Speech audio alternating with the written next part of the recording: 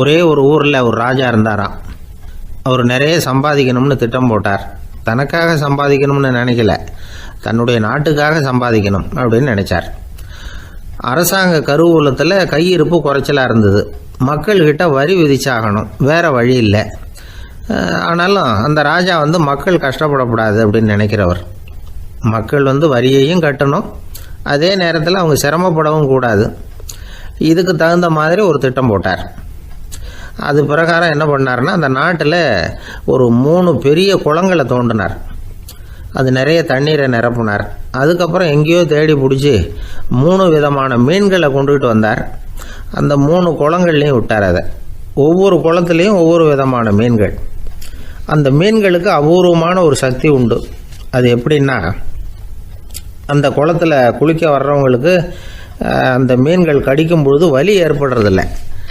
அதுக்கு பதிலாக மகிழ்ச்சி நிறைந்த ஒரு இனிமையான உணர்வை அவங்க அனுபவிச்சாங்க. அது எப்படின்னா, இந்த முதல் குளத்தில் இருந்த மீன்களால் கடிக்கப்படும் பொழுது ஒரு விதமான இன்ப மயக்கத்தில் திளைச்சிருக்கிறது மாதிரி உணர்வு.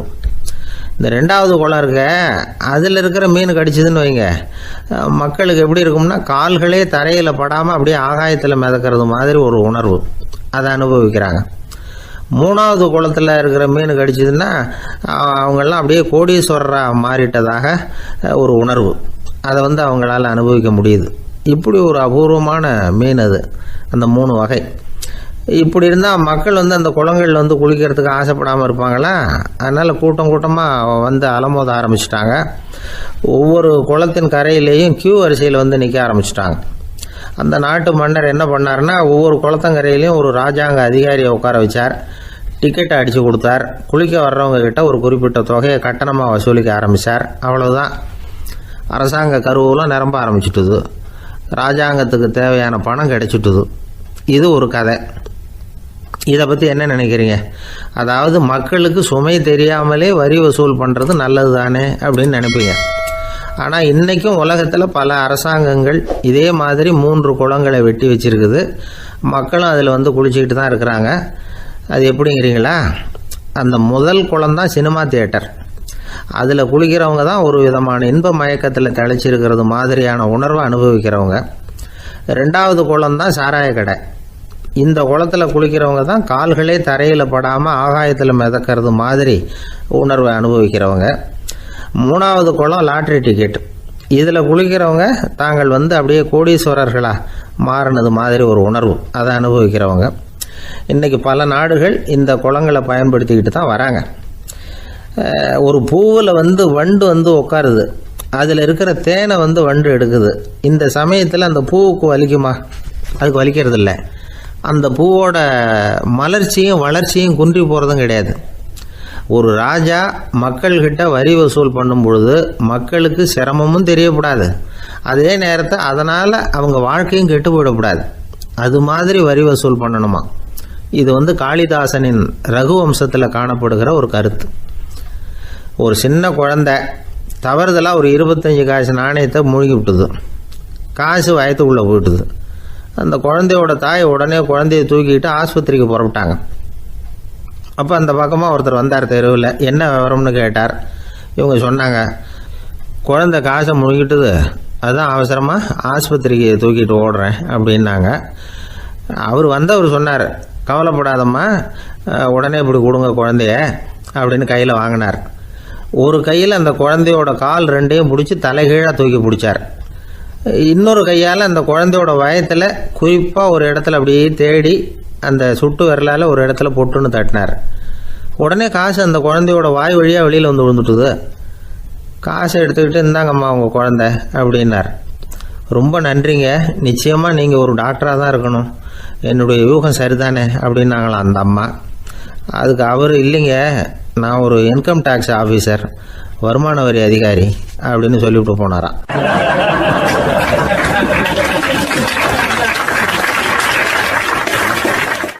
ஒரு அம்மா சொல்லுது, அதாவது கணவன் மனைவியாக இருந்துட்டு அப்புறம் விவாகரத்து வாங்கிட்டு அதுக்கப்புறம் அந்த அம்மா பேசுகிறத நேற்று தொலைக்காட்சியில் போட்டாங்க. அது என்ன சொல்லுதுன்னா, நாங்கள் கணவனும் மனைவியாக இருக்கிறப்போ எங்களுக்குள்ளே சண்டை வந்துக்கிட்டு இருந்தது, இப்போ விவாகரத்து வாங்கிட்டு இப்போ நண்பர்களாக இருக்கிறோம், இப்போ சண்டையே வர்றதில்லை எங்களுக்குள்ளே அப்படி பாருங்கள், கணவன் மனைவியாக இருந்தப்போ சண்டை வந்து தான் விவாகரத்து வாங்கினது மறுபடியும் நாங்கள் நல்லபடியாக தான் இருக்கிறோம், ஒன்றும் எங்களுக்கு சண்டை வரல. அப்படி இருக்குது இப்போ காலம் போய்கிட்டு இருக்கு. நேற்று அப்படி ஒரு இது என் கூட வேலை பார்க்குறப்போ ஒரு அம்மா இருந்தாங்க. அவங்க எப்போதும் அவங்க வீட்டுக்காரர் படத்தையே வச்சுருப்பாங்க, கையில் பத்திரமா வச்சுருப்பாங்க. அவ்வளவு மரியாதை மதிப்புன்னு சொல்லி நாங்கள்லாம் அவங்கள பெருசாக நினைப்போம். இது எதுக்குமா அவங்க வீட்டுக்காரர் படத்தை பத்திரமா இல்லை கையிலேயே வச்சுருக்கீங்களே, ஆஃபீஸுக்கெல்லாம் எடுத்துகிட்டு வந்து வச்சு அடிக்கடி எடுத்து பார்த்துக்குவாங்க. அவ்வளவு பிரியமாக அவங்க வீட்டுக்காரர் இல்லை. ஆமாம், எனக்கு வந்து ஏதாவது பிரச்சனை வந்துவிடுதுன்னா உடனே எங்கள் வீட்டுக்காரர் படத்தை எடுத்து பார்ப்பேன். பரவாயில்ல, இப்படி ஒரு இதாக. ஆமாம், இதை பார்த்துட்டு நினச்சிக்குவேன், இதை விட பிரச்சனை வேறு என்ன இருந்துட போகுது உலகத்தில் அப்படின்னு நினச்சிக்குவேன். உடனே எனக்கு எல்லாம் போயிடும் அப்படின்ட்டு தான். அப்படி ஒரு அம்மா இருந்தாங்க, இப்போவும் இருக்காங்க, வேலை பார்த்துக்கிட்டு இருக்காங்க. அப்படிலாம் இங்கே இருக்கிற தாய்மார்கள் பெண்கள் யாராவது அப்படி கூட பண்ணலாம். எப்போதுமே உங்கள் வீட்டுக்காரர் படத்தை கையில் வச்சுக்கோங்க. அது ஒரு யோசனை, குடும்பம் குதூகலமாக இருக்கிறதுக்கு அது ஒரு யோசனை. அதே மாதிரி இவங்களும் அவங்க படத்தை வச்சுக்கலாம், வச்சுக்கிட்டு பிரச்சனை வரும்பொழுது பார்த்துக்கணும். இதை விட நமக்கு என்ன வந்துட போகுது பெருசா அப்படின்னு. அப்படி தான் இருக்கணும். குடும்பம் வந்து நல்லபடியாக இருக்கணும்னா அதுக்கு இப்போ சொல்லுவாங்க, கடவுளே வந்து ஒரு வீட்டு கணவன் வீட்டு தலைவர் கனவுல வந்தாராம். கடவுள் வந்து இது மாதிரி உன்னை விட்டுட்டு உங்கள் குடும்பத்தை உன்னையெல்லாம் விட்டுட்டு போக போகிறேன்னா, அதனால் ஏதாவது வரம் வேணும்னா கேட்டு போய் வாங்கிக்கோ அப்படின்னு கடவுள் சொன்னாராம் அந்த குடும்ப தலைவர்கிட்ட. அவருக்கு என்ன கேட்குறதுன்னு புரியல. கடவுள் வந்து விட்டுட்டு போகிறேங்கிறார், ஏதாவது வரம் கேட்டுக்கோ அப்படின்னு. நம்ம என்ன பண்ணுறது, என்ன கேட்குறதுன்னு ஒன்றும் புரியல, குழம்பிக்கிட்டு இருந்தான் அந்த ஆள் கனவில். இப்போ கடவுள் சொன்னாரா, சரி நீ ரொம்ப குழப்பமாக இருக்க, நாளைக்கு மறுபடியும் உன் கனவில் வரேன், அதுக்குள்ளே நீ முடிவு பண்ணி வை, உனக்கு என்ன வரம் வேணுமோ கேட்டு வாங்கிக்கோ, உனக்கு வரம் கொடுத்துட்டு நான் போயிடுறேன், உன்னை விட்டுட்டு போகிறதா நான் முடிவு பண்ணிட்டேன் அப்படின்ட்டுருக்கார் கடவுள். சரி ஒரு நாள் அவகாசம் கொடுங்க, நாளைக்கு நான் அதுக்குள்ளே முடிவு பண்ணி வைக்கிறேன்ட்டு அவர் வந்தார். மறுநாள் முழிச்சுக்கிட்டு மனைவி மகன் மக்கள் எல்லோரையும் கூப்பிட்டார், குடும்பத்தில் எல்லாரையும்.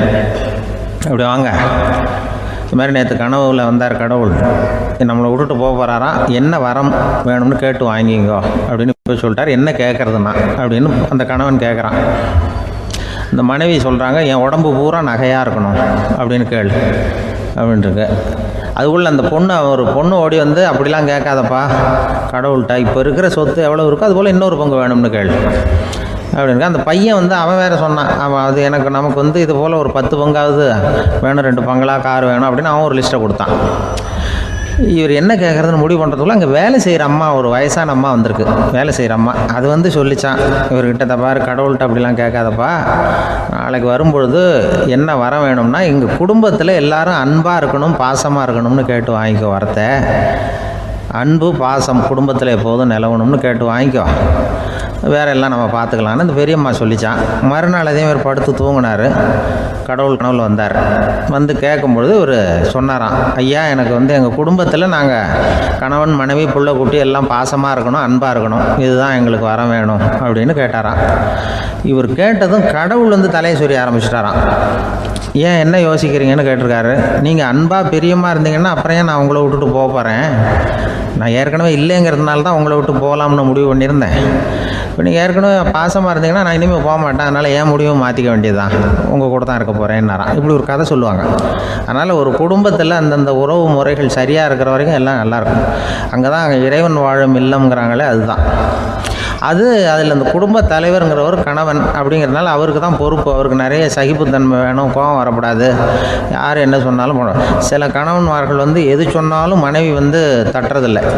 அங்கே போனால் போவாங்க, எதுக்கு போக சொல்கிறேன்னு கேட்குறதில்ல, போகிறது, இங்கே வான்னா வர்றது. திருவள்ளூர் மனைவி இருந்தாருன்னு சொல்கிறாங்கல்ல, அது மாதிரி. அது எப்படின்னா ஒருத்தர் சொன்னார், அது அப்படி இல்லை, அதுக்கு ஒரு கதை சொன்னார். ஹிட்லர் வந்து வந்தாராம் ஒரு தடவை, ஒரு பெரிய கப்பல் மேலே, கப்பலுடைய மேல் தளத்தில் ஹிட்லர் வந்துக்கிட்டு இருக்கார். ஒரு இங்கிலீஷ் கேப்டன் எதிரில் நிற்கிறான். அவனுக்கு பெரிய ஆச்சரியம், இந்த ஆள் எப்படி இப்படி ஒரு தனி மனிதனாக இருந்துக்கிட்டு உலகத்தையே இப்படி இந்த பாடுபடுத்துகிறார் அப்படின்னு சொல்லி, உன்னுடைய வெற்றிக்கு என்ன காரணம்னு கேட்டாரான் அந்த இங்கிலீஷ் கேப்டன். இப்போ ஹிட்லர் சொன்னாராம், என்னுடைய வெற்றிக்கு காரணம் என்கிட்ட வேலை செய்கிற ஊழியர்கள். நான் கிழிச்ச கோட்டை தாண்ட மாட்டாங்க, நான் என்ன சொல்கிறேனோ அதை உடனே செய்வாங்க, ஏன் எதுக்குன்னு எதிர்த்து பேச மாட்டாங்க. அதுதான் என்னுடைய வெற்றிக்கு காரணம் அப்படின்னு சொல்லி அதை நிரூபித்து காட்டுறேன் பார் அப்படின்னு சொல்லி கையை தட்டினாரான் ஹிட்லர். உடனே ஒரு சிப்பாய் எங்கேருந்து வந்து லெஃப்ட் ரைட் போட்டு வந்து சல்யூட் பண்ணி நின்னான். உடனே ஹிட்லர் சொன்னார், நீ அப்படியே இந்த கப்பல் மேல் தளத்துலேருந்து அப்படி கடலில் விழுந்து செத்து போடா அப்படின்னு பொத்துன்னு குதிச்சுட்டான். எதுக்கு சொல்கிறேன் என்ன இதில், உடனே குதிச்சு செத்து போட்டான். இவருக்கு பெரிய ஆச்சரியம் கேப்டனுக்கு. ஹிட்லர் சொன்னார், இதுதான் என்னுடைய வெற்றிக்கு காரணம், இந்த பார் இன்னொருத்தனை கூப்பிட்றேன் அப்படின்னு தட்டினா இந்த பக்கத்துலேருந்து ஒருத்தன் வந்தான். லெஃப்ட் ரைட் வந்து நின்னா, நீ இப்படி குதிச்சு செத்து போடா அப்படின்னு பொத்துன்னு குதிச்சிட்டான். எதுக்கு போக சொல்கிறீங்கன்னு ஒன்றுமே கேட்கல, குதினா உடனே குதிச்சிட்டான்.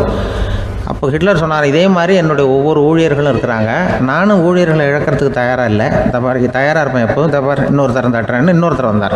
எதிர்த்தாவிலேருந்து ஒருத்தன் லெஃப்ட் ரைட் சல்யூட் அடித்தான். நீயும் குதிச்சு செத்து போடான்னு இருக்கார் ஹிட்லர். இவனால் பொறுக்க முடியல, இந்த இங்கிலீஷ் கேப்டன் அனாவசியமாக ஒவ்வொருத்தனாக குதிச்சு விட்றானேன்னு சொல்லி ஓடி போய் அவனை குதிச்சிட்டான். குதிக்கிறதுக்கு முன்னாடி பிடிச்சி தனியாக எடுத்துகிட்டு போட்டான். தனியாக எடுத்துகிட்டு போய் அந்த சிப்பாய்கிட்ட கேட்டாரான் அந்த இங்கிலீஷ் கேப்டன், ஏன்ப்பா அந்த ஆள் குதிக்க சொல்கிறான்னா நீ ஏன் எதுக்குன்னு கேட்குறது இல்லையா, உடனே குதித்து செத்து போகிறீங்களே, இதெல்லாம் என்ன அநியாயம் அப்படின்ட்டுருக்கான் அந்த இங்கிலீஷ் கேப்டன் கையை பிடிச்சிக்கிட்டு. உடனே அந்த சிப்பாய்க்கு கோவம் வந்துட்டு தான், உடையா கையை, இவன்ட்ட வேலை பார்க்குறத விட உழுந்து செத்து போகலான்னு நான் குதிக்கிறான், என்ன அனாவசியமாக எதுக்கே இருக்க சொல்கிறேன் அப்படின்னு சொல்லி குதிச்சுட்டானா. அதனால் இந்த உடனே சொல்கிறத செய்கிறாங்க பாருங்கள், அவங்கள நம்பக்கூடாது. கணவன்மார்களுக்கு ஒரு எச்சரிக்கை, சொல்கிறத உடனே செஞ்சுருவாங்க மனைவி, நீ அங்கே போனால் போங்க வரணும் அது ஹிட்லர் மாதிரி நினைக்கிறாங்கன்னு அர்த்தம். இதுகிட்ட பேசிக்கிட்டு இருக்கிறத விட சொல்கிறத செஞ்சுட்டு போடுவோமே, அப்படி சமாளிக்கிற கணவன்மார்கள் உண்டு. குடும்பத்தில் வந்து அப்படிலாம் இருந்து சமாளிக்கிறாங்க. பிள்ளைகளை பற்றி சொல்லுவாங்க.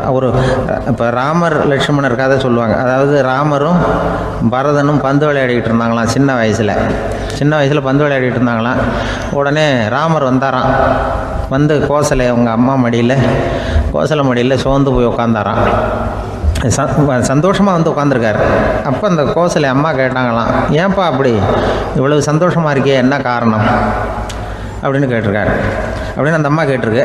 ராமன் சொன்னான்னா, என் தம்பியோட நான் பந்து விளையாண்டுக்கிட்டு இருந்தேன், பரதன் அவன் வந்து ஜெயிச்சுட்டான், நான் தோத்துட்டேன், என்னை வந்து அவன் ஜெயிச்சுட்டான், அவனுடைய வெற்றி வந்து எனக்கு சந்தோஷமாக இருக்குது, தம்பியோட வெற்றி, அதனால் நான் சந்தோஷமாக இருக்கேன்னு சொல்லியிருக்கேன்.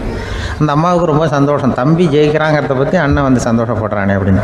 கொஞ்ச நேரத்தில் பரதன் வந்திருக்கான். அவன் சோர்ந்து போய் கலங்கி போய் வந்து அதே அம்மா மடியில் உட்காந்துருக்கான். நீ ஏன்ப்பா நீ தான் ஜெயிச்சுட்டியாமே, நீ என்னத்துக்கு வருத்தப்பட்டுக்கிட்டு வர அப்படின்னு கேட்டிருக்கேன் அந்த அம்மா.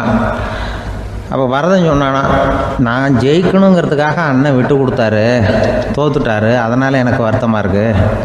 உண்மையில் அவர் தான் ஜெயிச்சிருக்க வேண்டியது, எனக்காக விட்டு கொடுத்தாரு அண்ணன், அதனால் நான் வருத்தப்படுறேன்னா. அப்போ அந்த அம்மா சொல்லிச்சான், இப்படி தான் தம்பியினுடைய வெற்றி அண்ணனை சந்தோஷப்படுத்துது, அண்ணனுடைய தோல்வி வந்து தம்பியை வருத்தப்பட வைக்குது, இப்படி தான் இருக்கணும் அண்ணன் தம்பின்னா, அப்படி தான் குடும்பத்தில் இருக்கணும்னு சொல்லி அந்த அம்மா சொன்னதாக சொல்லுவாங்க ராமாயண கதை. அதே போல் இப்போ இதில் வரும், நபிகள் நாயகத்தினுடைய பேரர்கள் பாத்திமாவனுடைய பிள்ளைகள் 2 பேர், ஹசன் ஹுசைன் 2 பேர் நபிகள் நாயகத்தினுடைய பேரன்மார்கள். அன்னை பாத்திமாவனுடைய குழந்தைகள். ஹசனும் ஹுசைனும் பேசிக்கிறதே இல்லையா கொஞ்ச நாள். இந்த அம்மாவுக்கு அதை பார்க்குறாங்க, ஏதோ அண்ணன் தம்பிக்குள்ளே ஏதோ தகராறு போல் இருக்கு, ஏன் பேசிக்க மாட்டேங்கிறாங்க அப்படின்னு சொல்லி அந்த பிள்ளைகளை கூப்பிட்டு வச்சு அந்த அம்மா புத்தி சொல்லிச்சான். இந்த பாருப்பா, நீ வந்து அண்ணன் தம்பிக்குள்ளே இது மாதிரி இருக்கக்கூடாது, உங்கள் பாட்டனார் ஒரு புத்திமதி சொல்லியிருக்காரு, உனக்கு தெரியுமா, ஒரு முஸ்லீம் இன்னொரு முஸ்லீமோடு 3 நாட்களுக்கு மேல் பேசாமல் இருந்தால் அது அவனை கொலை செய்வதற்கு ஒப்பாகும் அப்படின்னு நபிகள் நாயகம் சொல்லியிருக்கார், தெரியுமா உனக்குன்னு அந்த அம்மா சொல்லிச்சான். அப்போ அந்த தம்பிக்காரர் சொன்னாராம், ஹுசைன் சொல்லியிருக்கார், அதுவும் எனக்கு தெரியும், அதே தாத்தா பாட்டனார் என்ன சொல்லியிருக்காருன்னா, அந்த 2 பேரில் யார் முதல்ல சலாம் சொல்கிறாங்களோ, யார் முதல்ல முன்னாடி பேசுகிறாங்களோ அவங்களுக்கு சொர்க்கம் கிடைக்கும், இறைவனுடைய ஆசி கிடைக்கும்னு சொல்லியிருக்கிறார். அந்த ஆசி அண்ணனுக்கு கிடைக்கட்டுமேங்கிறதுக்காக நான் பேசாமல் இருக்கிறேன் அப்படின்னா. அந்த ராமனும் பரதனும் எப்படி இருந்தாங்களோ அப்படி தான் ஹசனும் ஹுசைனும் இருந்திருக்கிறார்கள். அந்த பாசம்தான் குடும்பத்தில் வேணும். வாழ்க்கையில் வெற்றி பெற என்ன வழி, இது ஒரு முக்கியமான கேள்வி. இதுக்கு எல்லாரும் பொதுவாக சொல்கிற ஒரு பதில், உழைச்சா வெற்றி பெறலாம் அப்படிங்கிறது தான். வாழ்க்கையில் வெற்றி பெற உழைப்பு மட்டும் இருந்தால் போதாது, நேர்மையும் வேணும் அப்படிங்கிறார் பால் ஹாஃப்மேன். இவர் யார் தெரியுமா? இவர் ஒரு பெரிய பொருளாதார நிபுணர். 2வது உலகப் போர் முடிஞ்ச சமயம் அப்போ இவர் அமெரிக்காவின் நிதி ஆலோசகராக இருந்தார். தன்னுடைய வாழ்க்கையில் நடந்த பழைய நிகழ்ச்சி ஒன்று அவர் சொன்னார். இளம் வயசில் படித்து முடித்ததும் அவர் வேலை தேடிக்கிட்டு இருந்தாராம். அப்போ ஒரு கால்நடை வைத்தியர்கிட்ட போய் வேலை கேட்டிருக்காரு. இவர் அங்கே போன சமயத்தில் அந்த டாக்டர் தன்னுடைய பழைய கார் ஒன்றை விற்பனை செய்யறதுக்காக வேற ஒருத்தர்கிட்ட பேரம் பேசிக்கிட்டு இருந்தார். வாங்க வந்தவர் இவர்கிட்ட அந்த காரை பற்றின விவரம்லாம் கேட்டுக்கிட்டு இருந்தார். கார் நல்ல நிலைமையில் இருக்குமா அப்படிங்கிற கவலை அவருக்கு. எல்லா விவரங்களையும் கேட்டுக்கிட்டு அவர் கடைசியாக சொன்னார், டாக்டர், இந்த காரை நீங்களே என்னுடைய ஊருக்கு ஓட்டிகிட்டு வர வேண்டியது. கார் எந்த ரிப்பேரும் ஆகாமல் என்னுடைய ஊருக்கு சேர்ந்துட்டுதுன்னா அங்கேயே நான் பணம் கொடுத்து இந்த காரை வாங்கிக்கிறேன் அப்படின்னார். நம்ம கார் அவ்வளோ தூரத்துக்கு வழியில் எந்த கோளாறும் இல்லாமல் போய் சேருமா அப்படிங்கிற சந்தேகம் டாக்டருக்கு. அவர் என்ன செஞ்சார் தெரியுமா? தன்கிட்ட வேலை கேட்டு வந்திருந்த இளைஞர் பால் ஹாஃப்மேனை கூப்பிட்டார். அவர்கிட்ட சொன்னார், இதை பாருப்பா, இந்த காரை நீ அவருடைய ஊர் வரைக்கும் நல்லபடியாக ஓட்டிகிட்டு போய் சேர்த்துட்டீங்கன்னா உனக்கு நான் வேலை கொடுத்து விட்றேன். அது மட்டும் இல்லை, காரு விற்கிற தொகையில் கமிஷனும் கொடுக்குறேன், என்ன சம்மதமா அப்படின்னு கேட்டார். ஹாஃப்மேன் யோசனை பண்ணார். அதுக்கப்புறம் சரின்னு சொல்லி சம்மதிச்சார். கொஞ்ச நேரத்தில் அவரும் கார் வாங்க வந்தவரும் புறப்பட்டாங்க.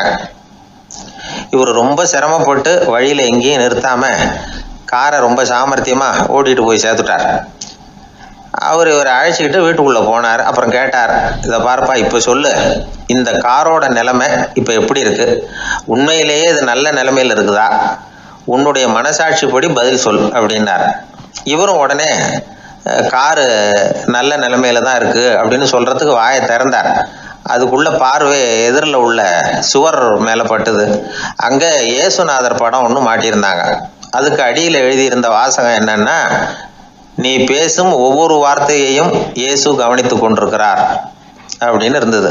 அந்த வரிகளை பார்த்தார். உடனே காரு சரியில்லை அப்படிங்கிற உண்மையை சொல்லிவிட்டார். இவர் இப்படி சொன்னதும் இவரை ரொம்ப ஆச்சரியமா பார்த்தார். இவர்கிட்ட இருந்த நேர்மை அவரை சிந்திக்க வச்சது. உன்னுடைய நேர்மையை பாராட்டுறேன், உனக்கு கமிஷன் கிடைக்கணுங்கிறதுக்காகவே நான் இந்த காரை வாங்கிக்கிறேன்னார். இப்போ அவர் திகைச்சு போய் நின்னார். மறுபடியும் அவர் சொன்னார், நீ காரை ஓட்டிட்டு வரும்பொழுதே உன்னுடைய திறமையை பார்த்தேன், உனக்கு விருப்பம் இருந்தால் நீ என்கிட்டயே வேலைக்கு சேர்ந்து விடலாம் அப்படின்னார். பால் ஹாஃப்மேன் அவர்கிட்ட வேலைக்கு சேர்ந்தார். படிப்படியாக முன்னேறினார். கடைசியில் பார்த்தீங்கன்னா அமெரிக்காவினுடைய நிதி ஆலோசகராக ஆனார். அதுக்கப்புறம் அவர் அந்த பழைய சம்பவத்தை எப்பவும் மறக்கிறதில்ல, அடிக்கடி சொல்றது உண்டு. அதனால இதுல இருந்து நாம தெரிஞ்சுக்க வேண்டியது என்னன்னா, வாழ்க்கையில முன்னுக்கு வரணும்னா உழைப்பு மட்டும் போதாது, நேர்மையும் வேணும். ஆனால் இந்த காலத்துல சிலருடைய நேர்மை நமக்கு ஆச்சரியமா கூட இருக்கும். ஒருத்தர் புஸ்தக கடை வச்சிருந்தார். ரொம்ப நேரமா தேடி ஒரு புத்தகத்தை கையில் எடுத்தார். அதுக்கு பில் போட சொன்னார். அந்த புத்தக கடைக்கு வந்த இன்னொருத்தர் பில் போடுறவர், சார் இந்த புத்தகம் மகா அறுவை, மகா மட்டம், இது வேணாம் உங்களுக்கு, வேற ஏதாவது ஒன்று பாருங்கன்னார். புத்தக கடை வச்சிருக்கிறவரே இப்படி சொன்னார். வாங்க வந்தவர் இவர் ஆச்சரியமா பார்த்தார். உங்க நேர்மையை பாராட்டுறேன், அது சரி, இந்த புத்தகத்தை ஏற்கனவே நீங்க படிச்சு பார்த்துட்டீங்களான்னு கேட்டார். அதை படிச்சு வேற பார்க்கணுமான்னார். அப்புறம் எப்படி இது மகா மட்டம்னு சொல்றீங்க அப்படின்னார். அதை எழுதினவனே நான் தான் சார் அப்படின்னார் அவர். இது ஒரு விதமான நேர்மை, நேர்மையை ஒத்துக்கிறது. எப்படி இருந்தாலும் வாழ்க்கையில உழைப்பும் நேர்மையும் உயர்வதற்கு வழிகள். உழைப்பை விட நேர்மை முக்கியம் அப்படிங்கிறத புரிந்து கொண்டால் வாழ்க்கையில வெற்றி நிச்சயம்.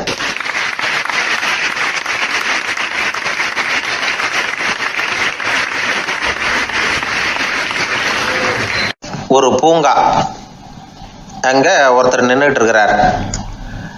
நின்றுகிட்டே ஏதோ ஆழ்ந்த யோசனையில இருக்கிறார். அந்த பக்கமா இன்னொருத்தர் வந்தார். இவரை கவனிச்சார். என்ன யோசனைன்னு கேட்டார். எப்படி எழுந்திருக்கிறதுன்னு யோசனை பண்ணிட்டு இருக்கிறேன்னாரு அவர். கேட்டவருக்கு ஒரு மாதிரி ஆயிட்டுது.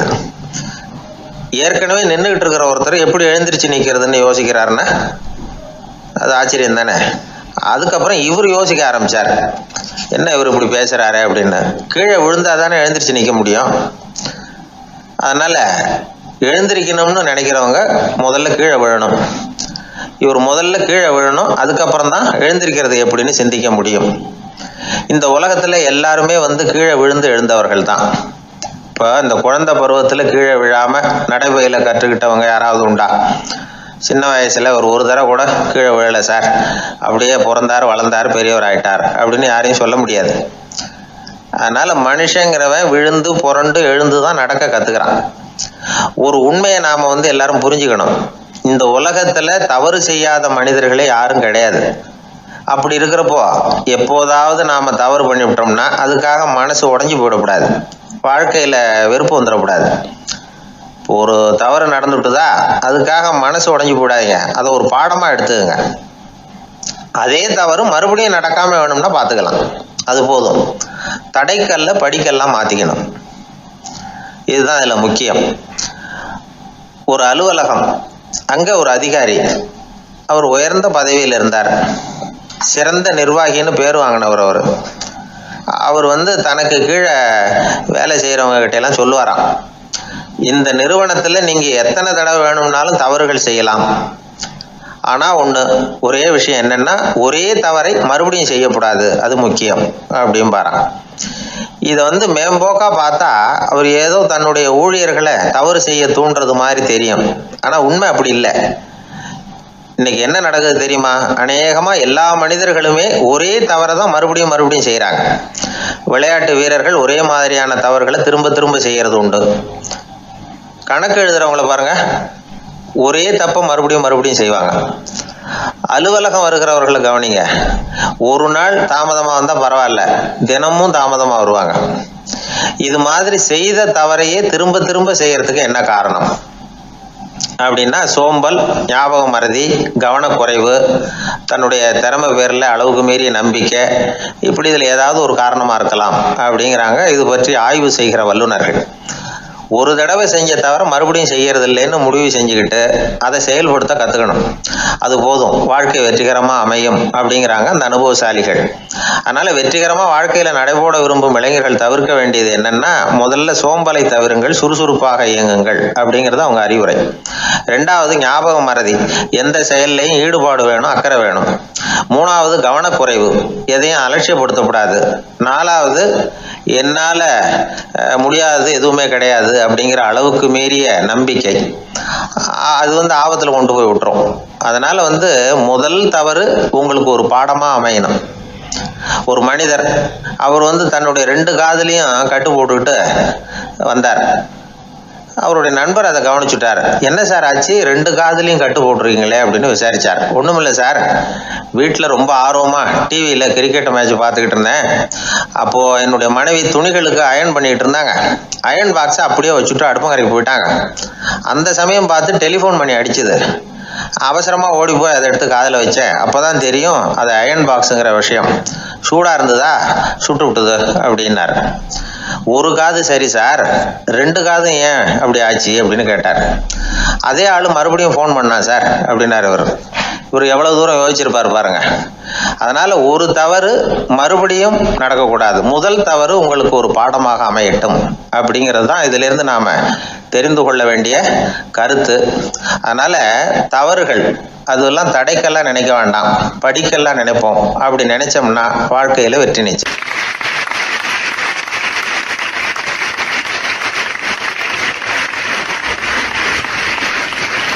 நபிகள் நாயகம் உட்கார்ந்துருக்கிறார். அந்த சமயம் அம்மா அங்க வர்றாங்க. அவங்க கையில திராட்சை பழ கொத்து, அதை கொண்டுகிட்டு நபிகள் கிட்ட கொடுக்குறாங்க. சாப்பிடுங்க அப்படின்னு சொல்லி ரொம்ப அன்பா வேண்டிக்கிறாங்க. நபிகள் நாயகமும் ரொம்ப பிரியமா அதை வாங்கிட்டார். அதுக்கப்புறம் அதை சாப்பிட ஆரம்பிச்சார். நபிகள் நாயகம் மதீனாவில் தங்கி இருந்தப்போ இது மாதிரி நிறைய பேர் பழங்களையும் தின்பண்டங்களையும் கொண்டுட்டு கொடுக்கறது வழக்கம். நபிகள் நாயகம் என்ன பண்ணுவார்னா அதெல்லாம் வாங்குவார். உடனே பக்கத்தில் இருக்கிற தோழர்கள் எல்லாருக்கும் பகிர்ந்து கொடுப்பார், தானும் சாப்பிடுவார். இதுதான் எப்போதும் வழக்கம். ஆனா இந்த தடவை என்னாச்சு தெரியுமா, அவர் அப்படி பண்ணல.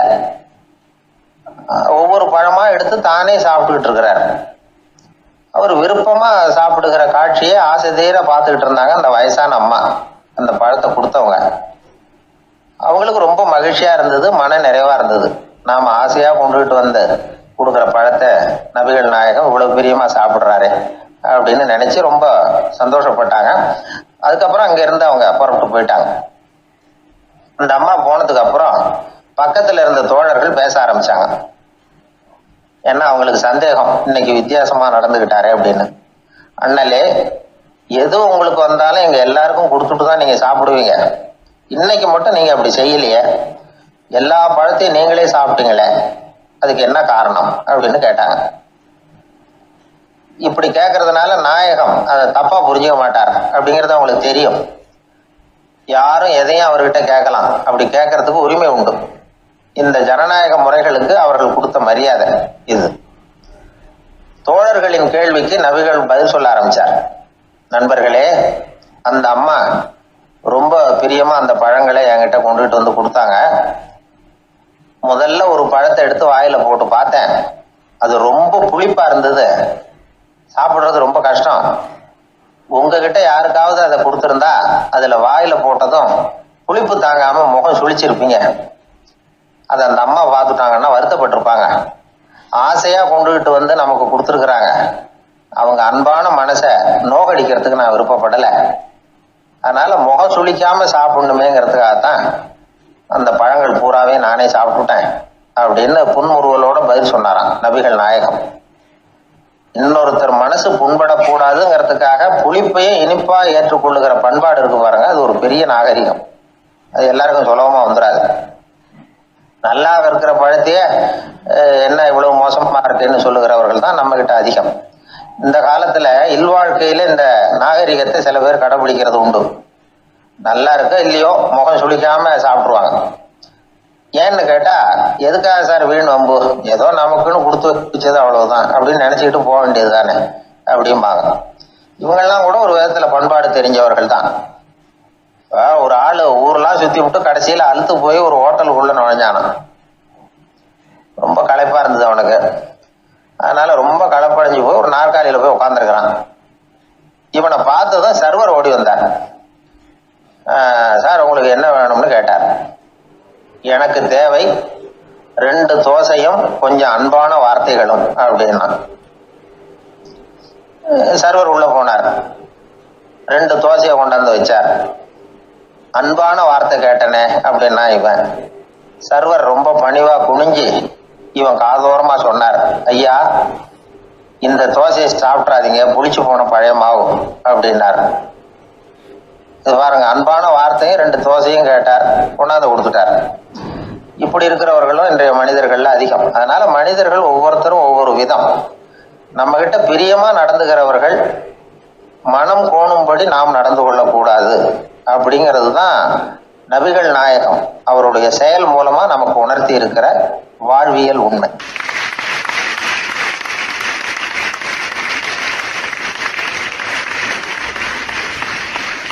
மனித நேயம்ங்கிறத பற்றி சொல்லுவாங்க. மனித நேயம் ஏன்னா ஒரு கணவன் கணவனாக இருக்கணும், மனைவி மனைவியாக இருக்கணும். ஒரு மனுஷன் இன்னைக்கு மனிதன் மனிதனாக இல்லை, மனித நேயம் குறைஞ்சி போச்சு. எது குடும்ப உறவுகள்லாம் ரொம்ப மாறி போச்சுன்னு சொல்கிறேன். இப்போ நாகரிகத்தில் அப்படி தான் இருக்குது. ஒரு இதில் ஒருத்தன் என்ன பண்ணியிருக்கிறான், ஒரு சின்ன பையனை கொண்டு வந்தானா. ஒரு சின்ன பையன் பக்கத்தில் இருக்கான். ஒரு பெரியவர் கேட்டிருக்காரு, யாருப்பா அந்த பையன் அப்படின்னு கேட்டிருக்காரு. இவன் சொன்னான்னா, இந்த பையன் எனக்கு தூரத்து உறவு, எனக்கு தூரத்து உறவுன்னு இருக்கான். சரி, தூரத்து உறவுன்னா எப்படி அப்படின்னு கேட்டிருக்கான். இந்த பையன் எங்கள் அப்பாவுக்கு 8வது புள்ள அப்படின்னானா.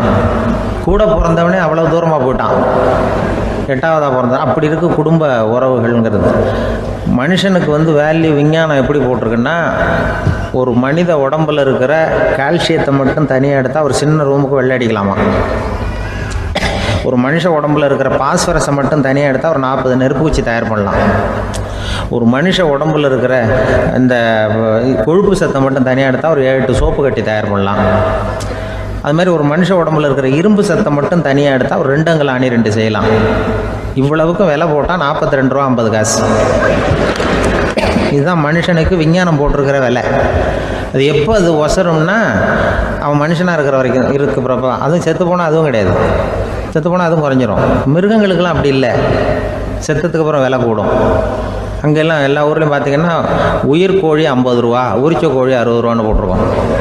செத்ததுக்கு அப்புறம் 10 ரூபா அதிகம்.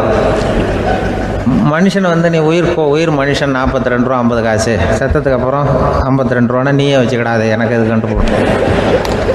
அவன் எப்போ அவனுக்கு வேல்யூ கூடும்னா, மனிதன் மனிதனாக வாழும்பொழுது தான் வேல்யூ கூடும். குடும்பத்தில் அந்த அந்த பாசத்தோடு வாழணும்னு கடவுள்கிட்ட கேட்டு சொன்னாங்களே, அதுதான். இந்த சமூகங்கிறதும் ஒரு பெரிய குடும்பம்தான். அதனால தான் இந்த நாட்டுக்குள்ள பெருமையை எல்லாரும் ஒற்றுமையாக இருந்தால் எதையும் சாதிக்கலாம்ங்கிறது தான் இந்த நாட்டுக்குள்ள பெருமை அப்படி நிரூபித்தோம். அதனால் சமூகங்கிறதும் ஒரு குடும்பம் மாதிரி இருக்கிறது தான் பெருசு. இப்போ சில இதெல்லாம் இப்போ ஜாதி மத வேறுபாடெல்லாம் வந்து நம்முடைய முன்னேற்றத்தை வந்து தடுக்கும். விலங்குகள் வந்து நம்மளோட மேலானது. அதான் ஒரு ஊரில் ஒரு சிவன் கோயில் இருந்து தான். சிவன் கோயிலில் அந்த புறாவெல்லாம் வளர்ந்துக்கிட்டு இருந்திருக்கு. அந்த மாடத்தில், சிவன் கோயில் மாடத்தில் புறாவெல்லாம் குடியிருந்திருக்கு. உடனே அதுக்கு கும்பாபிஷேகம் பண்ணுறதுக்காக ஊரில் திட்டம் போட்டாங்க. சிவன் கோயிலுக்கு வெள்ளடிக்க ஆரம்பித்தாங்க. வர்ணம் பூச ஆரம்பித்ததும் அதுக்கு சாரம் கட்டுவாங்கல்ல, அந்த குச்சியெல்லாம் வச்சு சாரம் கட்டுவாங்க. உடனே இந்த புறாவெல்லாம் என்ன பண்ணிச்சான், இனிமேல் நம்ம இங்கே வெள்ளை அடிக்கிறாங்க, கும்பாபிஷேகம் வருது, நம்ம இங்கே குடியிருக்க முடியாது, எதிர்த்தாப்புல எங்கே போகலான்னு பார்த்துருக்கு. இந்த உயரம் கோபுரத்தில் இருந்த புறாவெல்லாம் எதிர்த்தாப்புல ஒரு மாதா கோயில் இருந்திருக்கு, சர்ச்சு. அங்கே சில மாடங்களில் புறாவெல்லாம் இருக்குது, சில மாடம் இருக்குது. உடனே நம்மளாம் அங்கே போடும் கொஞ்சம் காலத்துக்குன்னு எல்லாம் புறப்பட்டு இந்த மாதா கோயிலுக்கு போயிடுது. அங்கே போனால் அங்கே இருக்கிற புறாவோடு சேர்ந்து இதுவும் குடியிருந்துட்டுருக்கு. கொஞ்ச நாள் என்னாச்சு, அங்கே கிறிஸ்மஸ் வந்துவிட்டுது. கிறிஸ்மஸ் வந்ததும் சரி இங்கேயும் வெள்ளடிக்க ஆரம்பிக்கிறாங்க. நம்ம மறுபடியும் எங்கடா போகிறதுன்னு பார்த்தா அங்கே இருக்கிற புறாவோட சேர்ந்து இதுவும் சேர்ந்து நேராக ஒரு பள்ளிவாசல் இருந்தது. எதுக்கு அங்கே இருக்கிற மாடத்தில் போய் அங்கே குடியேறிட்டுது எல்லாம். அங்கே போனால் அங்கே ரமலான் மாதம் வந்து ரம்ஜானுக்காக அதையும் புதுப்பிக்க ஆரம்பித்தாங்க. இது என்ன பண்ணுறதுன்னு சொல்லி இந்த 3 செட்டு புறாவும் சேர்ந்து என்ன பண்ணிச்சு, எங்கே போகலான்னு பார்த்தா மறுபடியும் அதுக்குள்ளே இந்த சிவன் கோயிலில் கும்பாபிஷேகம் முடிஞ்சு போச்சான். முடிஞ்சிருக்கு, அங்கே போடுவோம் எல்லாருன்னு சொல்லி எல்லா புறாவும் அந்த சிவன் கோயிலுக்கு வந்துட்டுது. அங்கே போய் மாடத்தில் அதை குடியிருந்துட்டுது. அப்போ திடீர்னு ஒரு நாள் பார்த்தா ஒரே கலவரம் பூமியில் எல்லாம் ஒருத்தன் அருவாளை தூக்கிட்டு நிற்கிறான், குச்சி எடுத்து ஒருத்தனை சுட்டுக்கிறான். ஒரே கலவரம், சத்தம், ஒரே மத கலவரம் வந்துட்டுது ஊரில். அப்போது புறாவெல்லாம் மாடத்தில் இருந்துக்கிட்டு ஒரு குஞ்சு புறா அவங்க அம்மாட்ட கேட்டு தான், இது என்ன இந்த மனுஷனுக்கு என்ன ஆச்சு, இந்த மனுஷனுக்கு என்னாச்சு, அவன் கத்தியை தூக்கிட்டு நிற்கிறானே அப்படின்னு கேட்டு தான். ஒரு குஞ்சு புறா அவங்க அம்மாட்ட கேட்டு தான். அம்மா புறா இப்போ அம்மா அந்த புறா சொல்லிச்சான், மனுஷனுக்கு இப்போ மதம் பிடிச்சிருக்கு, அதான் கத்தியை தூக்கிட்டு நிற்கிறான் அப்படின்ருக்கு. இப்போ நமக்கெல்லாம் பிடிக்கலையே அப்படின்னு தான். அப்போ அந்த புறா சொல்லிச்சான், அந்த பாருமா, நாம் வந்து இந்த சிவன் கோயிலில் இருந்தாலும் நமக்கு புறான்னு தான் பேர், இந்த மாதா கோயிலுக்கு போனாலும் நமக்கு புறான்னு தான் பேர், பள்ளிவாசலுக்கு போனாலும் நமக்கு புறான்னு தான் பேர். அந்த மனுஷன் அப்படி இல்லை. அவன் இங்கே இருக்கிற வரைக்கும் இந்துன்னு சொல்லுவான், அங்கே மாதா கோயில் இருந்தான்னா கிறிஸ்தவன்னு சொல்லுவான், பள்ளிவாசலில் இருந்தான்னா முஸ்லீம்னு சொல்லுவான். அப்போ குஞ்சு புறா அது என்ன இப்படி பண்ணுறாங்க மனுஷங்க, இப்போ அவங்கள விட நம்ம வசதி போல் இருக்க, நம்ம தேவலாம் போல் இருக்க அப்படின்னு தான் அந்த குஞ்சு புறா. அப்போ அந்த தாய் புறா சொல்லிச்சான், உண்மைதான், அதனால தான் நம்ம மேலான இடத்துல இருக்கிறோம், அவன் கீழே நிற்கிறான் என்னமோ அப்படின்னு சொல்லிச்சான். இதுதான் அந்த குடும்பம்ங்கிறது, சமுதாயம்ங்கிறது ஒரு பெரிய குடும்பம். அது இந்த புறாகிட்டேருந்து மனுஷன் கற்றுக்க வேண்டியிருக்கு. அப்படி இருக்குது இன்றைக்கி மனுஷனுடைய நிலைமை. அதை வந்து புரிஞ்சுக்கணும். அப்படி தான் ஒவ்வொரு இதுலேயும் நாம் வந்து நடந்து கொள்ள வேண்டியிருக்குது. மிருகங்கள்டேருந்து கற்றுக்கிற வாய்ப்பெல்லாம் இருக்குது. அப்படி சொல்லுவாங்க, குடும்பத்தில் வந்து அப்படிலாம் இருந்து சமாளிக்கிறாங்க. குடும்பத்தில் ஒருத்தர் அனுசரிப்பு தன்மைங்கிறது ரொம்ப அவசியம். கணவன் மனைவின்னா அனுசரித்து போகணும்னு சொல்லுவாங்க. அதாவது ஒரு கணவன் அதுக்காக தான் அந்த காலத்துலலாம் ஒரு வீட்டுக்கு வந்து மாப்பிள்ளை தேடுறதுங்கிறது ஒரு பெரிய குடும்பத்தை நிர்வகிக்கிற அளவுக்கு ஒரு கணவனாக வரக்கூடிய எப்படி இருக்கணும் அப்படின்னா, அந்த காலத்தில் புலி வேட்டைக்கு போகணும். ஒரு பொண்ணுக்கு மாப்பிள்ளை தேடுறதுன்னா நம்ம தமிழ் பழக்கம் என்னென்னா, காட்டுக்கு போய் ஒரு புலியை வேட்டையாடிட்டு வரணும். அந்த புலி பல்லு அல்லது நகத்தை கொண்டுட்டு வரணும் அந்த இளைஞன். அதை வந்து வீட்டில் கொடுப்பான். அதை தான் கட்டி அதை வந்து இதாக கட்டுவாங்க, மாலையாக போடுவாங்க, தாலியாக கட்டுவாங்க. அதாவது வீரம் இருக்கா பையனுக்குன்னு பார்ப்பாங்க. ஒரு பொண்ணு வேணும்னா நீ முதல்ல வீட்டுக்கு பொண்ணு கேட்க போகக்கூடாது, காட்டுக்கு போகணும், போய் புலியை கொண்டு வா, அதுக்கப்புறம் தான் உனக்கு பொண்ணு அப்படின்னு சொல்லுவாங்க. இப்போலாம் ஏன் போகிறது இல்லைன்னா, இப்போலாம் ஒருத்தனை வந்து காட்டுக்கு போய் புலிப்பல் கொண்டு வரனா புலி தான் மாப்பிள்ளையாக வரும். அதனால தான் இப்போ போகிறதில்ல யாரும் காட்டுக்கு. அப்போ வந்து பெண்களும் வந்து ரொம்ப வீரமாக இருந்தாங்க.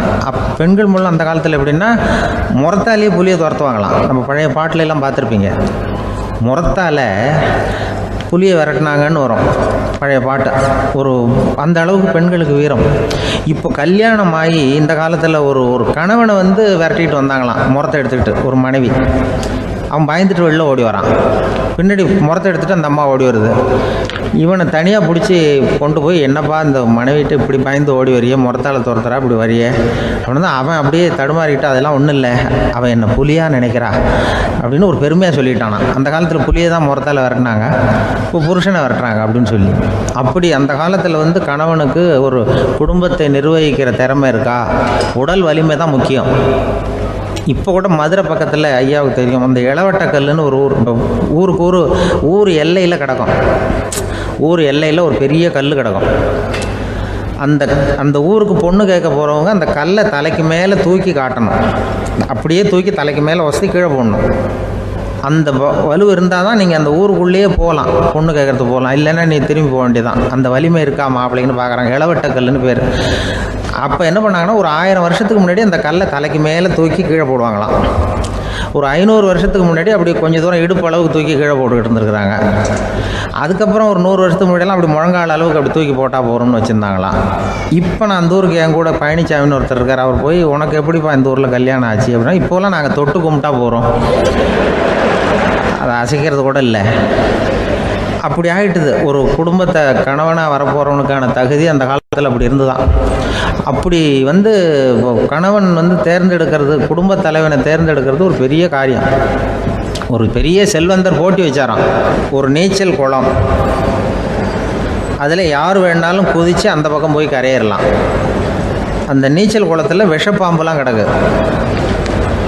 யார் துணிஞ்சி அந்த விஷப்பாம்பு இருக்கிற குளத்தில் குதித்து அந்த பக்கம் போய் கரையேறானோ அவனுக்கு ஒரு 100 ஏக்கர் நிலம் கொடுப்பேன். அது வேண்டான்னா ஒரு 1000 ஆடு கொடுப்பேன். அதுவும் வேண்டான்னா என் பொண்ணை கொடுப்பேன் அப்படின்னு போட்டி வச்சார். அதான் மாப்பிள்ளையை தேர்ந்தெடுக்கிறதுக்கு அவர் ஒரு வழி, நீச்சல் குளத்தில் குதிச்சு கரையேறணும். இப்போ அந்த ஊரில் இருக்கிற இளைஞர்கள்லாம் வந்து பார்க்குறாங்க அந்த குளத்தில் குதிக்கணும்னு. ஆனால் குளத்தில் வெறும் விஷப்பாம்புலாம் கிடக்கு. இது என்ன பண்ணுறதுன்னு பார்த்தா யாருமே குதிக்கிறதுக்கு தைரியம் வரல. திடீர்னு ஒருத்தன் துணிஞ்சு குதிச்சான். படபடன்னு அடிச்சுட்டு போய் அந்த பக்கம் கரையேறிட்டான். கரையேறின உடனே பரவாயில்லையே ஒரு ஆள் வந்துட்டான்னு சொல்லி அவனை அந்த இளைஞனை போய் பிடிச்சிட்டு வந்தாங்க. அந்த பெரியவர் கேட்டார், ஏப்பா இவ்வளவு பெரிய விஷப்பாம்பெல்லாம் கிடக்கிற நீச்சல் குளத்தில் நீ துணிஞ்சு குதித்து கரையேறி இருக்கிற, உனக்கு என்ன 1000 ஏக்கர் நிலம் கொடுத்துறவா, 100 ஏக்கர் நிலம் கொடுக்கவா சொல்கிறபடி அப்படின்னா, வேண்டாம் சார்ன்றான். ஓஹோ அப்படின்னா ஒரு 1000 ஆடு வேணுமா உனக்கு அப்படின்னா, அதுவும் வேண்டாம் சார். ஓ அப்படின்னா என் பொண்ணு வேணுமா அப்படின்னா, அதுவும் வேண்டாம் சாருங்கிறான். அப்புறம் எதுக்குடா குதிச்சுன்ட்டு, என்ன உனக்கு என்ன தான் வேணும் அப்படின்னு கேட்டிருக்காரு. என்னை எவன் பிடிச்சி தள்ளி விட்டவன்னு தெரியணும் அப்படின்றான். அதுக்காக அவன் பார்த்துருக்கான். அப்படி இருந்தால் தான் துணிச்சல் வரும் இந்த காலத்தில். எதுக்கு இவ்வளவு சங்கடம்லாம் வச்சாங்கன்னா, ஒரு குடும்பத்துக்கு தலைவராக வர வேண்டிய ஒரு ஆள், கணவனாக இருக்க வேண்டியவனுக்கு துணிச்சல் இருக்கா, தைரியம் இருக்கா அப்படிங்கிறது பார்க்குறதுக்காக இப்படிப்பட்ட தேர்வு முறைகள்லாம் வச்சுருந்தாங்க அந்த காலத்துலலாம். இப்போலாம் கல்யாணம் பண்ணுறது ஆளுக்கு நேரில் பார்க்காமலே கூட கல்யாணம் நடக்குது இன்டர்நெட்டில். இப்போ சர்டிஃபிகேட் கேட்குறாங்க, நோய் நொடி இல்லாமல் இருக்காரா பாரு. காட்டுக்கெலாம் போக வேண்டாம், நேராக ஆஸ்பத்திரிக்கு போய் ஒரு சர்டிஃபிகேட் வாங்கிட்டு வா, உனக்கு ஒன்றும் வியாதி இல்லைன்னு ப்ரூவ் பண்ணு, அதுக்கப்புறம் பார்த்துக்கலாம், மற்றதை பேசுவோம் அப்படின்னு சொல்லி அப்படி இருக்குது நிலைமை. அதனால் குடும்பத்தில் வந்து அந்த கணவனாக இருக்கிற வேண்டியவனுக்கு பொறுப்பு அதிகம். ஏன்னா எல்லாத்தையும் அனுசரித்து போக வேண்டியதாக வந்தான்.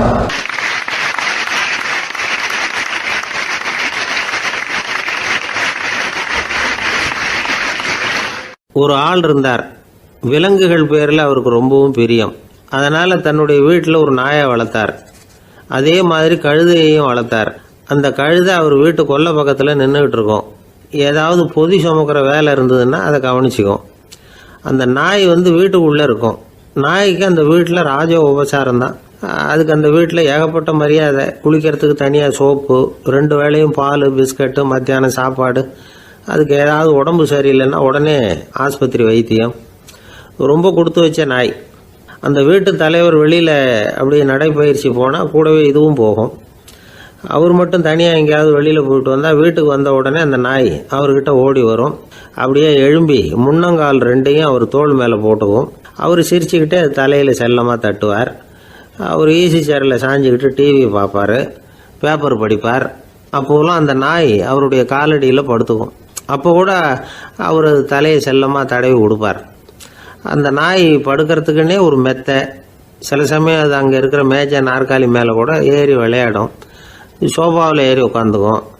இவ்வளவு செல்வாக்காக வளர்ந்தது அந்த நாய். இதையெல்லாம் அந்த கழுதை பார்த்துக்கிட்டே இருக்குது கொல்லை பக்கத்தில் இருந்து.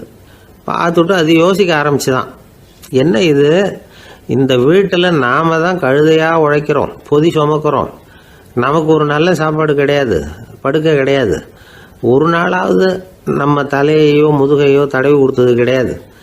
ஆனால் அந்த நாய் இந்த வீட்டுக்காக ஒரு துரும்போட அசைச்சதில்லை. அதை போய் இந்த வீட்டில் உள்ளவங்க இப்படி தலையில் வச்சு தாங்குறாங்களே அப்படின்னு யோசிச்சு தான் அந்த கழுதை ரொம்ப நேரம் யோசிச்சுவிட்டு அதுக்கப்புறம் ஒரு முடிவுக்கு வந்திருக்குது.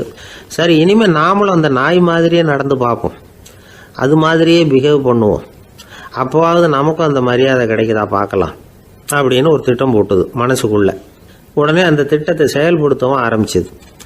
அதாவது அந்த வீட்டில் அந்த நாய் என்னென்ன செய்யுதோ அதையெல்லாம் இதுவும் செய்ய ஆரம்பிச்சுட்டுது.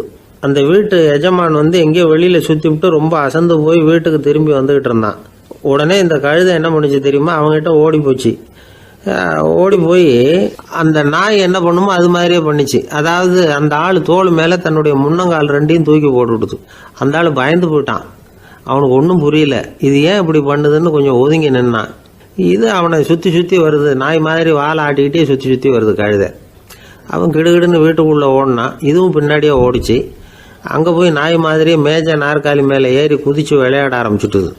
சோஃபாவில் ஏறி உட்காருது, மேஜையில் இருந்த சாமான்லாம் கீழே விழுந்து உடையுது. கழுதை மேஜை மேலே ஏறி குதிச்சா என்னத்துக்கு ஆகும்? அந்த ஆள் பார்த்தான், சரி இந்த கழுதைக்கு என்னமோ ஆயிட்டுது அப்படின்னு முடிவு பண்ணான். ஒரு நல்ல கயிறாக பார்த்து கொண்டாந்தான், அது கால்லையும் கழுத்துலையும் கட்டினான். தரன்னு இழுத்துட்டு போனான். அடித்து கொல்லை பக்கத்தில் கட்டி போட்டுட்டான். அண்ணன் ஆகாரம் எதுவுமே கொடுக்கல, பட்டினி போட்டுட்டான். இப்போ அந்த கழுதை யோசனை பண்ணி பார்க்குதான், என்ன இது, நம்ம எஜமானுக்கு இன்னைக்கு என்ன ஆயிட்டுது இப்படி? அந்த நாய் பழகிறது மாதிரி தானே நாமளும் பழகணும். ஆனால் இந்த மனுஷன் நாயை அடிக்கலை, ஆனால் நம்மளை அடிக்கிறான், இப்படி கொண்டாந்து கட்டி போட்டானே, என்ன காரணமாக இருக்கும் அப்படின்னு யோசனை பண்ண ஆரம்பிச்சுட்டு தான் அந்த கழுதை. எதுக்கு இந்த கதைன்னா, இது மாதிரியே நாம கூட சில சமயம் யோசிக்கிறது உண்டாம். இயல்புலேருந்து மாறி நடக்க ஆரம்பிச்சிட்டோம்னா பல சமயங்களில் இப்படி யோசிக்கிறது மாதிரி தான் ஆகிடும். அதனால தான் ஒரு மனுஷன் எப்படி நடந்துக்கணுமோ அப்படி நடந்துக்கிட்டாதான் நமக்கு மரியாதை. வெறி நாய் கடிச்சுட்டா மனுஷன் அது மாதிரியே ஆகிடுறான் பார்த்தீங்களா, அவனோட இயல்பு மாறி போடுது. ஒருத்தனை பார்த்து இன்னொருத்தன் கேட்டானா, வெறி நாய் ஒன்று உன்னை கடிச்சுட்டா நீ என்ன பண்ணுவே அப்படின்னு கேட்டிருக்கான். நான் உடனே பேப்பரும் பேனாவும் கேட்பேன் நானா இவன். ஏன் உயில் எழுதுறதுக்கான்னு கேட்டிருக்கான் அவன். இல்லை, நான் யாரையெல்லாம் கடிக்கணும்னு ஒரு லிஸ்ட்டு தயார் பண்ணணும்ல, அதுக்காக அப்படின்னு நானும்.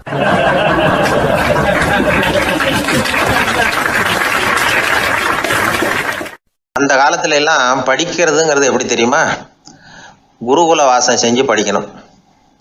ஆசிரியருங்கிறவர் ஆசிரமத்தில் இருப்பார். அங்கே போய் அவருக்கு தொண்டுகள் செய்யணும், துணிகள்லாம் துவைச்சி போடணும், தூங்கும்போது காலை பிடிச்சி விடணும், புழுக்கமாக இருந்தால் விசிறி மட்டை எடுத்து விசிறணும். அப்படியே அப்பப்போ அவர் சொல்லிக் கொடுக்குற பாடத்தையும் கற்றுக்கணும். அவர் சொல்லிக் கொடுக்குற பாடங்களை ஓலைச்சுவடிகளில் எழுதிக்கணும். இதுதான் குருகுல வாசம்ங்கிறது. இப்போ மாதிரிலாம் கிடையாது. ஆக குருகுல வாசம்ங்கிறது மனசையும் பண்படுத்தும், அறிவையும் பண்படுத்தும். அப்படி ஒரு பயிற்சி அது. அந்த காலத்தில் பஞ்சபாண்டவர்கள் ஒரு குருகுலத்தில் படிக்க போனாங்களாம். ஏற்கனவே அங்கே ஒரு 15 பேர் இருந்திருக்கிறாங்க. இவங்களையும் சேர்த்து மொத்தம் 20 பேர். எல்லாரும் ரொம்ப ஆர்வத்தோடு அங்கே தங்கி படிச்சுக்கிட்டு இருக்கிறாங்க. 2 வருஷம் ஓடி போச்சு. எல்லாரும் ஊருக்கு திரும்ப வேண்டிய நேரம். ஆசிரியர் ஒவ்வொருத்தராக கூப்பிட்டார். இது வரைக்கும் என்ன கற்றுக்கிட்ட அப்படின்னு கேட்டார். அவங்க தாங்கள் எழுதி வச்சுருந்ததை சொன்னாங்க, கற்றுக்கிட்டதை சொன்னாங்க. அங்கே படிக்க வந்தவங்க எல்லாருமே புத்திசாலிகள். அது மட்டும் இல்லை, பல பேர் அரச குடும்பத்தை சேர்ந்தவங்க, இளவரசர்களாக வேற இருக்கிறவங்க. அதனால் அவங்கக்கிட்ட அபாரமான கல்வி அறிவை எதிர்பார்த்தார். ஒருத்தன் வந்தான், தான் எழுதி வச்சிருந்த சரித்திர பாடம் பூராவையும் படித்து காட்டினான். இன்னொருத்தன் வந்தான், தான் எழுதி வச்சிருந்த பூகோள பாடம் பூராவையும் படித்து காட்டினான். இப்படி ஒவ்வொருத்தராக அவங்க படித்தது என்னங்கிறத படித்து காட்டிவிட்டு போனாங்க. கடைசியாக தர்மர் வந்தார். பேசாமல் நிற்கிறார். தன் கையில் இருந்த ஓலைச்சுவடி கேட்டால் அவர் பிரிக்கவே இல்லை. ஆசிரியர் இவர்கிட்ட தான் அதிகமாக எதிர்பார்த்தார். ஆனால் இவரும் பேசாமல் நின்றுட்டு இருக்கிறார். நீ என்ன கற்றுக்கிட்ட சொல்லு, ஓலைச்சுவடியை பிரித்து படினார் அந்த முனிவர். தர்மர் அசையவே இல்லை. மெதுவாக சொன்னார், ஐயா, நான் கற்றுக்கிட்டது ஒன்றே ஒன்று தான். அதுதான் வாழ்க்கையில் எனக்கு ரொம்ப முக்கியமான பாடமாக அமையும் அப்படின்னார். என்னது, என்கிட்ட 2 வருஷ காலமாக படிச்சு விட்டு கடைசியில் கற்றுக்கிட்டது ஒன்று தானா அப்படின்னார் முனிவர். அவருக்கு ஒன்றும் புரியல. மற்ற மாணவர்களை விட இவர் பண்புகளில் உயர்ந்தவர், அறிவில் சிறந்தவர், வயசில் முதிர்ந்தவர். இவரே இப்படி சொன்னால் மற்றவங்க நிலைமை என்னத்துக்கு ஆறுது, அவங்க ரொம்பவும் கெட்டு போயிடுவாங்களே அப்படின்னு அவர் யோசனை பண்ணார். தர்மா, நல்லா யோசனை பண்ணி பதில் சொல்லு. 2 வருஷமாக நீ கற்றுக்கிட்டது என்ன அப்படின்னு தானே நான் கேட்குறேன், அதை கொஞ்சம் யோசனை பண்ணி சொல்லுன்னார் முனிவர் கொஞ்சம் கோபமாக. தர்மர் முகத்தில் எந்த மாறுதலுமே இல்லை. இல்லையா, 2 வருஷமாக நான் கற்றுக்கிட்ட முக்கியமான பாடம் ஒன்று தான்னார். இப்போ அந்த முனிவருக்கு கோபம் அதிகமாக வந்துடுச்சு. ஏன்பா, உனக்கு வெக்கமா இல்லையா? உன்னை விட வயசில் குறைஞ்சவங்க எவ்வளவு பாடம் கற்றுக்கிட்டு இருக்கிறாங்க, எவ்வளவு விரிவாக அவங்க படித்து காட்டினாங்க. நீயும் கூட நிறைய குறித்து வச்சிருக்கிற போல இருக்கு, அதை ஏன் பிரித்து படிக்கக்கூடாது அப்படின்னார். ஐயா, நான் சொல்கிறது உங்களுக்கு ஏமாற்றமாக இருந்தால் என்னை மன்னிக்கணும். நான் ரொம்ப முக்கியமாக கற்றுக்கிட்டு இருக்கிறது ஒன்று தான், மற்ற எதையும் சொல்கிறதுக்கு விரும்பலைன்னார். மாணவர்கள்லாம் சிரிச்சுட்டாங்க. முனிவருக்கு கோபம் அளவுக்கு மீறி வந்துட்டு ஓங்கி அரைஞ்சு விட்டார் தருமரை அவர் கன்னத்தில். தருமர் கண்ணை செவந்து போட்டுது, கண்கள் கலங்கி போச்சு. ஆனாலும் அவர் அமைதியை இழக்கலை, தலை குனிஞ்சு நிற்கிறார். இவருடைய புடிவாதம் முனிவருக்கு இன்னும் ஆத்திரத்தை உண்டாக்கி விட்டது. இன்னொரு கண்ணத்திலே அரைஞ்சார். எல்லாரும் பயந்து போய் அமைதியாக நின்றுட்டு இருக்கிறாங்க. முனிவர் கத்துறார், அப்படி நீ கற்றுக்கிட்ட அந்த முக்கியமான பாடம் தான் என்ன, அதையாவது சொல்லு அப்படின்னார். ஐயா, அதை மட்டும் ஒரு ஓலைச்சுவடியில் தனியாக குறித்து வச்சிருக்கிறேன், இந்தாங்க, இதை நீங்களே படித்து பாருங்கன்னார். தருமர் ஓலைச்சுவடியை நீட்டினார். முனிவர் அதை வாங்கி பிரித்தார், சத்தம் போட்டு படித்தார்.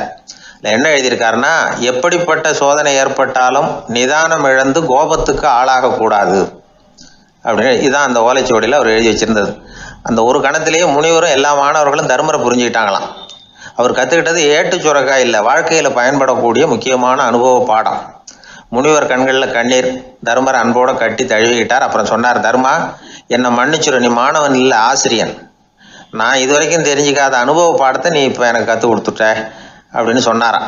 அதனால நிதானம் தவறக்கூடாதுங்கிறது ரொம்ப முக்கியமான ஒரு செய்தி. ஒரு ஆசிரியர் மாணவனை ஒரு கண்ணத்தில் ஓங்கி அரைஞ்சுட்டார். இவன் நிதானம் தவறல, அமைதியாக நின்றுக்கிட்டு இருந்தான். அவர் ஒரு தடவை அரைஞ்சதும் எப்படி உன்னால நிதானம் தவறாமல் இருக்க முடிஞ்சுது அப்படின்னு கேட்டாங்க நண்பர்கள். அவன் சொன்னான், நான் நிதானம் தவறி இருந்தா எங்கள் வாத்தியார் இன்னொரு கண்ணத்துலேயும் அரைஞ்சிருப்பார், அது அதை விட பலமாக இருக்கும், அதனால தான் நான் அப்படி இருந்தேன் அப்படின்னு நானா. ஆக நாம தெரிந்து கொள்ள வேண்டியது, வாழ்க்கையில நிதானம் தவறாமல் இருக்க வேண்டும். அதுதான் வெற்றியின் ரகசியம்.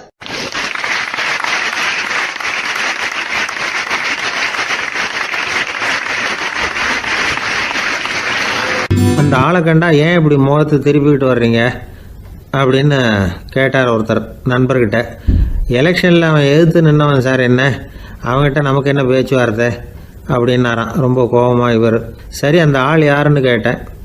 என் கூட பிறந்த தம்பி தான் சார் அப்படின்னார் அந்த கோபம் குறையாமல். அதாவது நம்ம ஊர் நிலவரம் இப்படி, அதாவது அண்ணனும் தம்பியும் எதிர்த்து நிற்பாங்க தேர்தலில், ஒருத்தர் கண்டா பேசிக்கிறது இல்லை. ஆனால் இங்கிலாந்தில் எப்படி தெரியுமா, அங்கே ஒரே மேடையில் போட்டி போடுற 2 வேட்பாளர்களும் பேசுவாங்களாம், பட்டிமன்றம் மாதிரி. ஒருத்தர் முதல்ல எழுந்திருப்பார், நான் இந்த தேர்தலில் வெற்றி பெற்றால் என்னென்ன செய்வேன் அப்படின்னு சொல்லிவிட்டு உட்காருவார். அதுக்கப்புறம் அடுத்தவர் எழுந்திருப்பார், அவர் சொல்லுவார், நான் வெற்றி பெற்றால் இந்த மக்களுக்கு என்னென்ன செய்வேன், இந்த நாட்டுக்கு என்னென்ன செய்வேன் அப்படிங்கிறத சொல்லிவிட்டு உட்காருவார். 2 பேரும் ஒரே மேடையில் பேசுவாங்க. மக்கள் 2 பேர் பேச்சையும் கேட்டுக்கிட்டு ஒரு முடிவுக்கு வருவாங்க. இதுதான் அங்கே உள்ள பழக்கம். இங்கே அப்படி இல்லை. இங்கே ஒருத்தர் பார்த்தாவே முகத்தை திருப்பிக்கிறது. ஒரு தடவை இது மாதிரி ஒரு கூட்டம் நடந்துக்கிட்டு இருக்கு அங்கே வெளிநாட்டில் தான். நேரத்துக்கு சரியாக ஒரு வேட்பாளர் சேரலை. இது இங்கிலாந்தில் நடந்த நிகழ்ச்சி. அப்புறம் என்னாச்சுன்னா, ஒருத்தர் வந்துட்டார், இன்னொருத்தர் சேரலை. அப்புறம் உடனே அந்த ஒருத்தர் வந்தவர் பேச ஆரம்பிச்சிட்டார். அதாவது அந்த இன்னொருத்தர் சார்பாகவே பேசிட்டாராம். அதாவது அவர் வரல, நான் அவர் சார்பாக நான் பேசிடுறேன். அதாவது அவர் ஜெயிச்சுட்டா அவர் என்னென்ன செய்வார் இந்த நாட்டுக்கு அப்படின்னு சொல்லி அவர் பக்கத்தில் உள்ள நியாயத்தை எடுத்து இவரே சொல்லிட்டாராம். இப்படிலாம் அங்கே நடந்துதான். இது எப்பேற்பட்ட தேர்தல் பண்பாடு பாருங்கள். அதனால் இன்னொரு விஷயம், இப்போ இங்கிலாந்துலாம் ஓட்டு கேட்குறப்ப வெற்றியா தோல்வியாங்கிறத ஓரளவுக்கு யூகிச்சு விடலாமா. இப்போ ஒரு வேட்பாளர் ஒரு வீட்டுக்கு முன்னாடி போய் நின்று எனக்கு ஓட்டு போடுவோன்னு கேட்குறாருன்னு வச்சுங்களேன், அதுக்கு என்ன பார்த்து செய்கிறோம், போயிட்டு வாங்க அப்படின்னு சில வீடுகளில் வாசலில் நின்று சொல்லி அனுப்பிச்சிருவாங்களாம். வேறு சில வீடுகளில் எப்படின்னா வேட்பாளரை வீட்டுக்குள்ளே கூப்பிட்டு காபி சாப்பிட சொல்லி உபசரித்து அதுக்கப்புறம் அனுப்பி வைக்கிறது வழக்கமாக. இதில் எந்த வீட்டு ஓட்டு நிச்சயம் தெரியுமா? வாசலில் நின்று வழி அனுப்பி வச்சுட்றாங்க பாருங்கள், அவங்க ஓட்டு நிச்சயம். உள்ளே கூப்பிட்டு காப்பி கொடுத்து அனுப்புகிறாங்க பாருங்கள், அவங்க ஓட்டு நிச்சயம் இல்லையா? சரி, அப்புறம் ஏன் அந்த உபசரிப்பு அப்படின்னு கேட்டால் அதுக்கு ஒரு காரணத்தை சொல்கிறாங்க. அதாவது அது ஒரு அனுதாபத்தை தெரிவிக்கிற முறையா. ஐயோ பாவம், நாம் இவருக்கு ஓட்டு தான் போட போகிறதில்ல, இதையாவது செய்வோம், காப்பியாவது சாப்பிட்டு போகட்டும் அப்படிங்கிற எண்ணமா. இப்படி அந்த ஒரு பழக்கம். ஆக அந்த ஊரில் நிறைய காப்பி சாப்பிட்ணும்னு ஒருத்தர் ஆசைப்பட்டால் தேர்தலில் தோற்று போகிறதுக்கு தயாராக இருக்கணும். ஒரு சமயம் ஒரு ஊரில் தேர்தல் நடந்துதான். ஒரு தொகுதியில் நின்று தோற்று போன ஒருத்தர் கையில் ஒரு துப்பாக்கியோட ஊருக்குள்ளே சுற்றிக்கிட்டு இருந்தாராம். ஒரு போலீஸ்காரர் அவரை பார்த்துட்டு சந்தேகப்பட்டிருக்கார். அதனால் அவரை தடுத்து நிறுத்தி, என்ன இது துப்பாக்கியோட சுற்றுறீங்களேன்னு விசாரிச்சிருக்கார். இதுக்கு அவர் சொன்னாராம், சார், இந்த தொகுதியில் மொத்தம் 1,00,000 வாக்காளர்கள், அதில் எனக்கு 10,000 பேர் மட்டும்தான் எனக்கு ஓட்டு போட்டிருக்கிறாங்க. அப்படின்னா எனக்கு வேண்டாதவங்க இந்த தொகுதியில் 90,000 பேர் இருக்கிறாங்கன்னு அர்த்தம். இப்படி ஒரு சூழ்நிலையில் நான் என்னுடைய பாதுகாப்புக்கு ஆயுதம் இல்லாமல் நடமாடலாமா அப்படின்னு கேட்டாராம். எவ்வளவு எச்சரிக்கை பாருங்கள். நம்ம ஊரில் சில பேர் ஓட்டு கேட்குற விதமே தனி. ஒருத்தர் ரொம்ப சாமர்த்தியமாக ஓட்டு கேட்பாராம். அவர் எப்படின்னா, ஒரு வீட்டுக்கு போகிறாருன்னு வச்சுங்களேன், அந்த நேரம் அந்த வீட்டுக்காரரு என்ன செஞ்சுக்கிட்டு இருக்கிறாரோ அதே வேலையை இவரும் கொஞ்ச நேரம் செய்வாராம், அவருக்கு ஒத்தாசையா. அதுக்கப்புறம் மெதுவாக பேச்சு கொடுப்பார், ஓட்டு கேட்பார், இது மாதிரி எலெக்ஷனில் நிற்கிறேன் கவனிக்கணும்னு. அது மாதிரி ஒரு தடவை அவர் போனப்போ அங்கே அவர் என்ன பண்ணிகிட்டு இருக்காரு, வீட்டுக்கு பின்னாடி மாட்டு கொட்டையில் பால் கறந்துக்கிட்டு இருக்கார் ஒரு பசுமாட்டுக்கிட்ட. அந்த வீட்டில் இவர் ஓட்டு கேட்க போனவர் இவர் ஓடி போய் இன்னொரு சொம்பை எடுத்துக்கிட்டு அதே மாட்டுக்கு இன்னொரு பக்கம் போய் உட்காந்துக்கிட்டு இவரும் பால் கறக்க ஆரம்பிச்சிட்டார். எதிராக உட்காந்துட்டு இருக்காரு இவர் இந்த பக்கம் உட்காந்துருக்கார். கீழே கொஞ்சம் குனிஞ்சு பார்த்தா ஒருத்தர் முகத்தை ஒருத்தர் பார்க்கலாம். கொஞ்ச நேரம் ஆனதுக்கப்புறம் இவர் மெதுவாக அவர்கிட்ட பேச்சு கொடுத்தாராம். இது மாதிரி நான் எலெக்ஷனில் நிற்கிறேன், நீங்கள் ஓட்டு போடணும், அதுக்காக தான் வந்தேன்னாராம். அது முடியாதுங்களேன்னாராம் அவர். ஏன்னு கேட்டிருக்கார். நான் இந்த வீட்டுக்காரன் இல்லை, நானும் உன்ன மாதிரி ஓட்டு கேட்க வந்தவன் தான் அப்படின்னாராம் அவர்.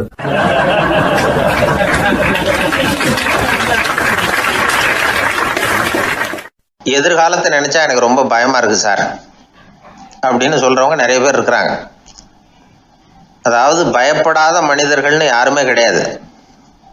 ஒவ்வொருத்தருக்கும் ஒவ்வொரு விதமான பயம் இருந்தாலும் ஒட்டுமொத்தமா பாக்குறப்போ மனிதனுக்கு 6 விதமான பய உணர்வுகள் வரலாம் அப்படின்னு பெரியவங்க சொல்றாங்க. எல்லா விதமான பயமும் இந்த 6 வகைக்குள்ள அடக்கம். அந்த 6 வகை பயமும் 6 எதிரிகள் மாதிரியாம். 6 எதிரிகளையும் புரிஞ்சுக்கிட்டோம்னா போதும், வாழ்க்கையில சுலபமா வெற்றி அடைய முடியும். சரி, அந்த 6 வகை பயம் என்னென்ன அப்படின்னு பார்ப்போம். முதல்ல வறுமை பற்றிய பயம், 2வது பழிச்சொல் பற்றிய பயம், 3வது உடல் நலம் பாதிப்பு பற்றிய பயம், 4வது என்னன்னா காதல் தோல்வி, 5வது முதுமை, 6வது மரணம். அதாவது பயப்படுறதுங்கிறது ஒரு மனநிலை தான். இந்த மனநிலையை கட்டுப்படுத்த முடியும், திசை திருப்ப முடியும். சரி, இந்த பயங்களின் அறிகுறிகள் எப்படி இருக்கும்? வறுமை பற்றிய பயம் அப்படின்னு முதல்ல சொன்னோம் இல்லையா, அந்த பயத்தின் அறிகுறிகளை தெரிஞ்சுக்குவோம். எதுலேயும் அக்கறை இல்லாமல் இருக்கிறது, ஒரு குறிக்கோள் இல்லாமல் இருக்கிறது, வறுமையை சகிச்சுக்கிறது, வாழ்க்கையில் கிடைக்கிறது எதுவாக இருந்தாலும் ஆட்சேபனை இல்லாமல் ஏற்றுக்கிறது, மனசாலும் உடம்பாலும் சோர்ந்து போயிருக்கிறது, ஆர்வம், முனைப்பு, கற்பனை திறன் எதுவுமே இல்லாமல் இருக்கிறது. இதெல்லாம் தான் அந்த வறுமை பற்றிய பயத்தின் அறிகுறிகள். அந்த அடுத்தது ஒன்று பார்த்தோமே, பழிச்சொல் பற்றிய பயம். அதாவது அடுத்தவங்க நம்மளை குறை சொல்லி விடுவாங்களோ அப்படிங்கிற பயம். இதுக்கு அறிகுறி என்ன தெரியுமா? புதியவர்களை சந்திக்கிறதுக்கு பயப்படுறது, முடிவு எடுக்க முடியாமல் குழம்புறது, பிரச்சனைகளை தவிர்க்க விரும்புறது, தாழ்வு மனப்பான்மை, வரவுக்கு மீறி செலவு செஞ்சு இமேஜை உயர்த்திக்கிறது, குறிக்கோள் இல்லாத வாழ்க்கை, இதெல்லாம் தான் அதுக்கு அறிகுறிகள். 3வது பயம் உடல் நலம் பாதிப்பு பற்றிய பயம், அதாவது நோய் பற்றிய பயம். ஒரு உண்மை என்ன தெரியுமா?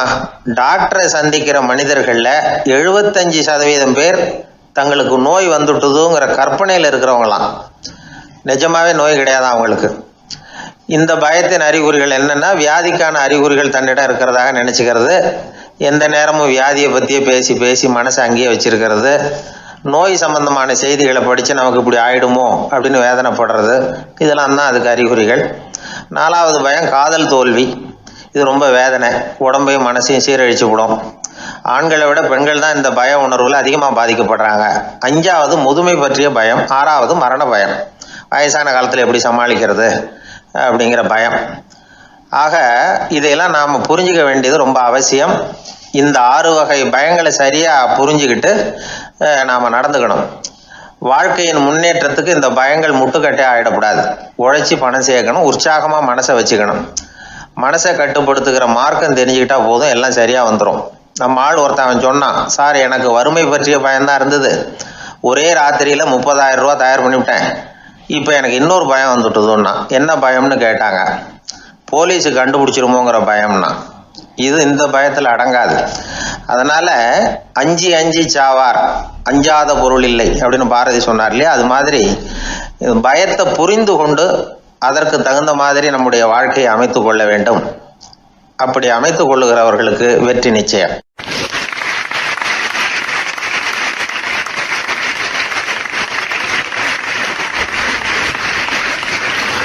ஆயிரத்தி 1816 வருஷம் செப்டம்பர் மாதம் 11ஆம் தேதி பிரான்ஸ் தேசத்தில் உள்ள ஒரு மருத்துவமனை. அங்கே ஒரு இளம் டாக்டர் கொஞ்ச நாளைக்கு முன்னாடி தான் அந்த ஆஸ்பத்திரியில் புதுசாக வேலைக்கு சேர்ந்துருக்கிறார். அவர் பேர் ரெனே லெனக். அவர் அன்னைக்கு காலையில் அந்த மருத்துவமனையில் அப்படியே ரவுண்ட்ஸ் வந்துக்கிட்டு இருக்கிறார். வார்டில் ஒரு படுக்கையில் ஒரு இளம் பெண் படுத்திருக்கிறார். அந்த பொண்ணுக்கு இருதய நோயாக இருக்கலாம்ங்கிறது மற்ற டாக்டர்கள் சந்தேகம். அந்த காலத்துல எல்லாம் ஒருத்தருடைய இருதய துடிப்பை தெரிஞ்சுக்கணும்னா நோயாளியின் மார்பில் டாக்டர் காதை வச்சு பார்த்து தான் தெரிஞ்சுக்கிறது வழக்கம். ஆனால் இந்த பெண்ணும் இளம் பெண், அந்த டாக்டரும் புதுசாக சேர்ந்துருக்கிறவர். அதனால் பரிசோதனை பண்ண தயங்கினார்.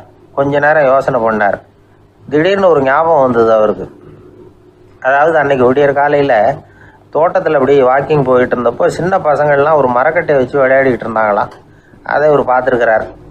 அது என்ன விளையாட்டுனா, ஒரு நீளமான மரப்பலகை, அதில் ஒரு முனையில் ஒரு பையன் தன்னுடைய காதை வச்சுக்கிட்டு இருக்கிறான், மறுமுனையில் இன்னொரு பையன் அந்த மரப்பலகையை ஒரு ஆணியால் கீறிக்கிட்டு இருக்கிறான்.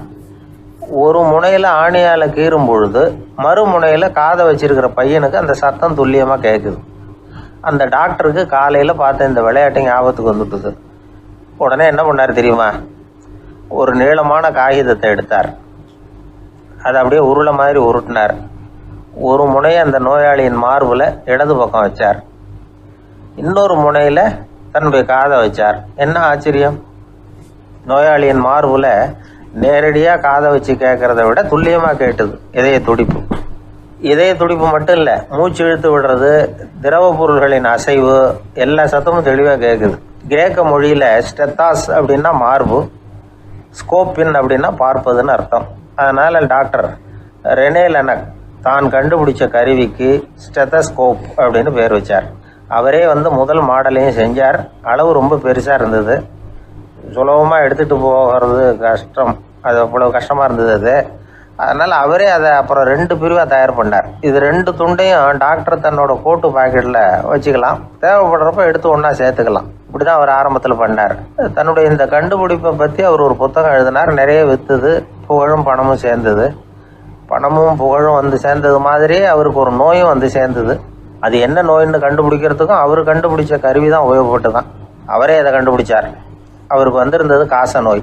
1826 வருஷம் ஆகஸ்ட் மாதம் 13ஆம் தேதி உலகத்தின் முதல் ஸ்டெதஸ்கோப்பை கண்டுபிடிச்ச டாக்டர் ரெனே லெனக் காலமானார். அவர் சாகிறதுக்கு முன்னாடி மரத்தால் செஞ்சு வச்சுருந்த ஸ்டெதஸ்கோப்பை தனக்கு வேண்டியப்பட்ட ஒரு டாக்டர்கிட்ட கொடுத்து, என்னுடைய சொத்துக்கள்லேயே ரொம்ப வசந்தது அப்படின்னு சொன்னாராம். அதுக்கப்புறம் 3 வெள்ளைக்காரங்க சேர்ந்து இந்த கருவியில் சில மாற்றங்களை பண்ணாங்க. ஆனால் 1829 லண்டனில் டாக்டர் நிக்கோலஸுங்கிறவர் ஒரு காதால் இதய துடிப்பை கேட்குறத விட டாக்டர் 2 காதாலையும் கேட்குறது தான் சரியாக இருக்கும் அப்படின்னு ஒரு கருத்தை வெளியிட்டார். அதுக்கப்புறம் ரொம்ப காலம் கழித்து 1852 ஜார்ஜ் காமான் அப்படிங்கிறவர் ரப்பர் டியூப்களை உபயோகப்படுத்தி 2 காதாலையும் கேட்குற மாதிரி ஒரு புதிய வடிவத்தை அதுக்கு கொடுத்தார். அதுக்கு பிறகு அது படிப்படியாக எவ்வளவோ மாற்றங்கள் இருந்தாலும் ஆரம்பத்தில் டாக்டர் ரெனே லெனக் உருவாக்கின அடிப்படை மாடலை யாரும் மாற்றி அமைக்கலைங்கிறது தான் முக்கியமான விஷயம். நமக்கு தெரிஞ்ச ஒரு ஆஸ்பத்திரி, அதில் ஒரு நோயாளி, காலை நேரத்தில் நர்ஸு அந்த பக்கமாக போயிட்டு இருந்தாங்க. அதை பார்த்துட்டு ஒரு நர்ஸுன்னு கத்துறாரு. நர்ஸு அவசரமாக ஓடி என்ன விஷயம்னு கேட்டாங்க. சிஸ்டர், இங்கே பாருங்கள், உங்கள் டாக்டரை என் நெஞ்சில் அவர் காதை வச்சு கேட்டுக்கிட்டு இருக்கிறார் அப்படின்னார் நோயாளி. சிஸ்டர் பதட்டப்படாமல், அதனால் என்ன, இந்த டாக்டர் பழமையான விஷயங்களில் ரொம்ப நம்பிக்கை உள்ளவர், அதனால் ஸ்டெதாஸ்கோப்பை உபயோகப்படுத்தாமல் காதை வச்சு கேட்குறார், அது ஒன்றும் தப்பு இல்லை அப்படின்னாங்களாம். ஐயோ, அதுக்காக இல்லை சிஸ்டர், இவர் என் நெஞ்சு மேலே தலையை வச்சது நேற்று ராத்திரி 9 மணி, இப்போ விடிஞ்சு போச்சு, இன்னமும் தலையை எடுக்கவே இல்லை, அதுக்காக தான் சந்தேகப்பட்டு உங்களை கூப்பிடுறேன் அப்படின்னாராம்.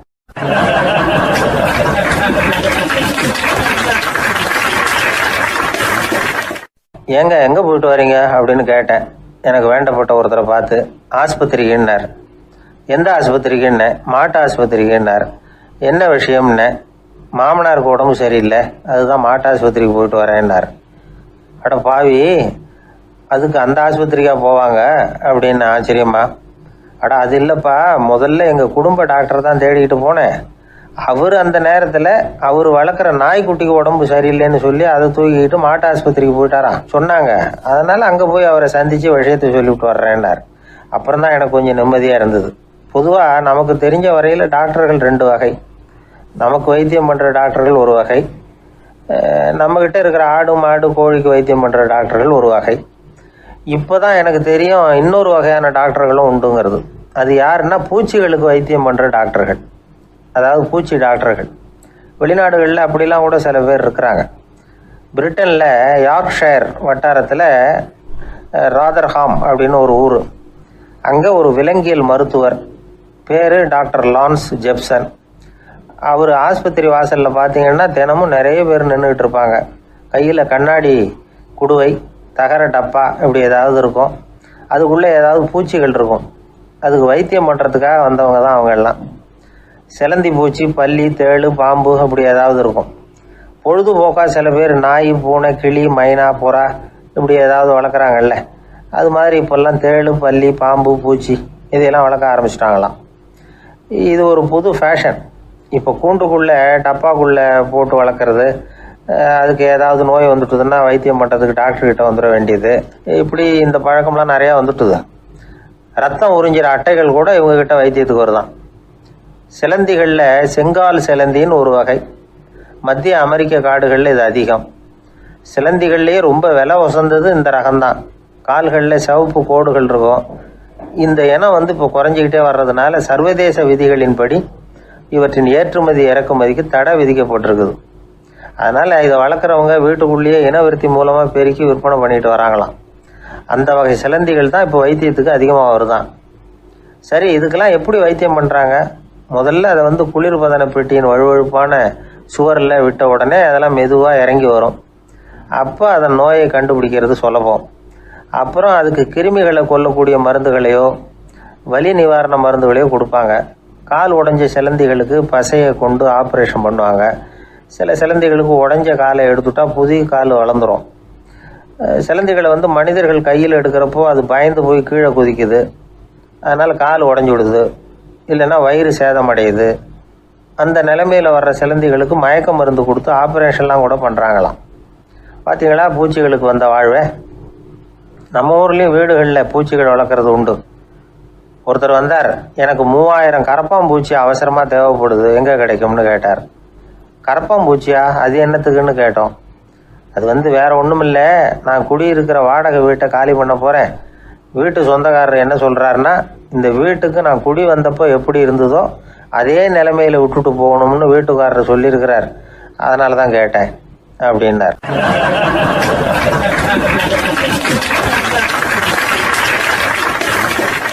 உலகத்தில் எது எதுக்கும் ஆராய்ச்சி கூடங்கள் இருக்குதுல்ல, அது மாதிரி தூக்கத்தை பற்றி ஆராய்ச்சி பண்ணுறதுக்கு ஒரு ஆராய்ச்சி கூடம் இருக்குது. அப்படி ஆராய்ச்சி பண்ணணும்னா அதுக்கு மூழ்கிக்கிட்டு இருக்கணும்ல, அதனால தான் அந்த ஆராய்ச்சி கூடம் இங்கே இல்லை. அமெரிக்காவில் பாஸ்டன் பல்கலைக்கழக மருத்துவமனையில் அது இருக்குது. அங்கே தூக்கத்தை பற்றி பலவிதமான ஆராய்ச்சிகள் பண்ணிகிட்டு இருக்கிறாங்க. அந்த ஆராய்ச்சி கூடத்தில் இயக்குனராக இருக்கிற ஒரு நிபுணர், அவர் என்ன சொல்கிறாரு தெரியுமா? உங்களுக்கு தூக்கம் வரலையா, நீங்கள் நல்லா தூங்குறதுக்கு தாராளமாக சில யோசனைகளை என்னால் சொல்ல முடியும் அப்படிங்கிறார். யோசனை தானே, காசா பணமாக கேட்டு வச்சுக்கலாமே. உணவு, மனநிலை, தூங்கும் இடத்தோட சூழ்நிலை, படுக்கைக்கு செல்றப்போ உள்ள பழக்க வழக்கங்கள், இது காரணமாக ஒருத்தருக்கு தூக்கம் வராமல் போகலாம். தூக்கம் வராததுக்கு இதுதான் காரணம்னா அதையெல்லாம் சுலபமாக கட்டுப்படுத்தலாங்கிறார் அவர். தூக்கத்தை வரவழைக்கக்கூடிய ஒரு நல்ல மருந்து உடற்பயிற்சி. ஆனால் ஒன்று, படுக்க போகிற நேரத்தில் இது மாதிரி உடற்பயிற்சிகள் எல்லாம் செய்யக்கூடாது.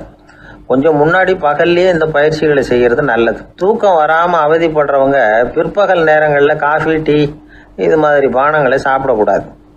மது அருந்துறது கூட தூக்கத்தை பாதிக்கும். வெது வெதுப்பான நீரில் குளிக்கிறது, தியானத்தில் ஈடுபடுறது, ஓய்வாக இருக்கிறது, படுக்கிறது, அதாவது படுக்கிறதுக்கு முன்னாடி ஒரு கோவலை பால் சாப்பிட்றது, இதெல்லாம் தூக்கத்தை வரவழைக்கிறது ரொம்ப உதவியாக இருக்கும். இன்னொரு விஷயம் என்னென்னா, தூங்கி ஆகணுமேங்கிற கவலை வேண்டியதில்லை. அப்படி நினச்சி கவலைப்படுறதை விட்டுடணும். தூக்கம் வரலையா, உடனே படுக்கையை விட்டு எழுந்திரிக்க வேண்டியது. வெளியில் வாங்க, வேறு ஏதாவது வேலையில் ஈடுபடுங்க, கொஞ்சம் நேரம் உலாவுங்க, அல்லது ஏதாவது ஒரு புஸ்தகத்தை எடுத்து படிங்க. களைப்பு ஏற்பட்டால் மறுபடியும் படுக்கைக்கு போங்க, தூக்கம் தானாக வந்துடும். ஒரு விஷயத்தை மட்டும் நல்லா ஞாபகத்தில் வச்சுக்கணும். படுக்கைக்கு போகிறப்போ உங்கள் மற்ற எல்லா பிரச்சனைகளையும் மறந்துடணும். அது எப்படி சார் முடியும், அந்த நேரம் தானே எல்லா பிரச்சனையும் வரிசையாக ஞாபகத்துக்கு வருது அப்படின்னு நாம் நினைக்கலாம். ஆனால் பழக்கத்தில் அதை நாம் மாற்றிக்க முடியும். கொஞ்சம் முயற்சி பண்ணணும், அவ்வளோதான். இது எல்லாமே ஆராய்ச்சி பண்ணி பார்த்துட்டு அந்த நிபுணர் சொல்கிற கருத்து தான். இன்னொரு விஷயமும் அவர் சொல்கிறார். அது என்னென்னா, உடல் கோளாறு காரணமாக தூக்கம் வராமல் அவதிப்படுறவங்களுக்கெல்லாம் இந்த யோசனைகள் சரியாக வராது அப்படிங்கிறார். அதுக்கெல்லாம் மருத்துவ சிகிச்சை கொடுத்து தான் சரி பண்ணணும். சில பேருக்கு நடு ராத்திரியில் மூச்சு திணறல் ஏற்பட்டு தூக்கம் வராமல் போயிடும். ஊரெல்லாம் தூங்குறப்போ தான் மட்டும் தூங்காமல் மூழ்கிட்டு இருக்கிறது, ஊரெல்லாம் மூழ்கிட்டு இருக்கிறப்போ தான் மட்டும் தூங்குறது, இது மாதிரி கோளாறுகளால் சில பேர் பாதிக்கப்படலாம். கால் தசை முறுக்கிக்கிறதுனால சில பேருக்கு அடிக்கடி விழிப்பு வரலாம். மன அழற்சி காரணமாக சில பேருக்கு தூக்கம் வராது. இது மாதிரி கோளாறுகளுக்கெல்லாம் அதுக்கு தகுந்த மாதிரி சிகிச்சை கொடுத்து தான் சரி பண்ண வேண்டியிருக்கும். எந்த கோளாறும் இல்லாமல் தூக்கம் வரலைன்னா ஆரம்பத்தில் சொன்ன முறைகளை கடைபிடிச்சு பார்க்கலாம். தூக்கம் வந்ததுன்னா யோசனை சொன்ன அந்த நிபுணருக்கு நன்றி சொல்லலாம். ஒருத்தர், ஏன் சார் பஸ்ஸில் தூங்குறது கெட்ட பழக்கமானு கேட்டார். இல்லையே,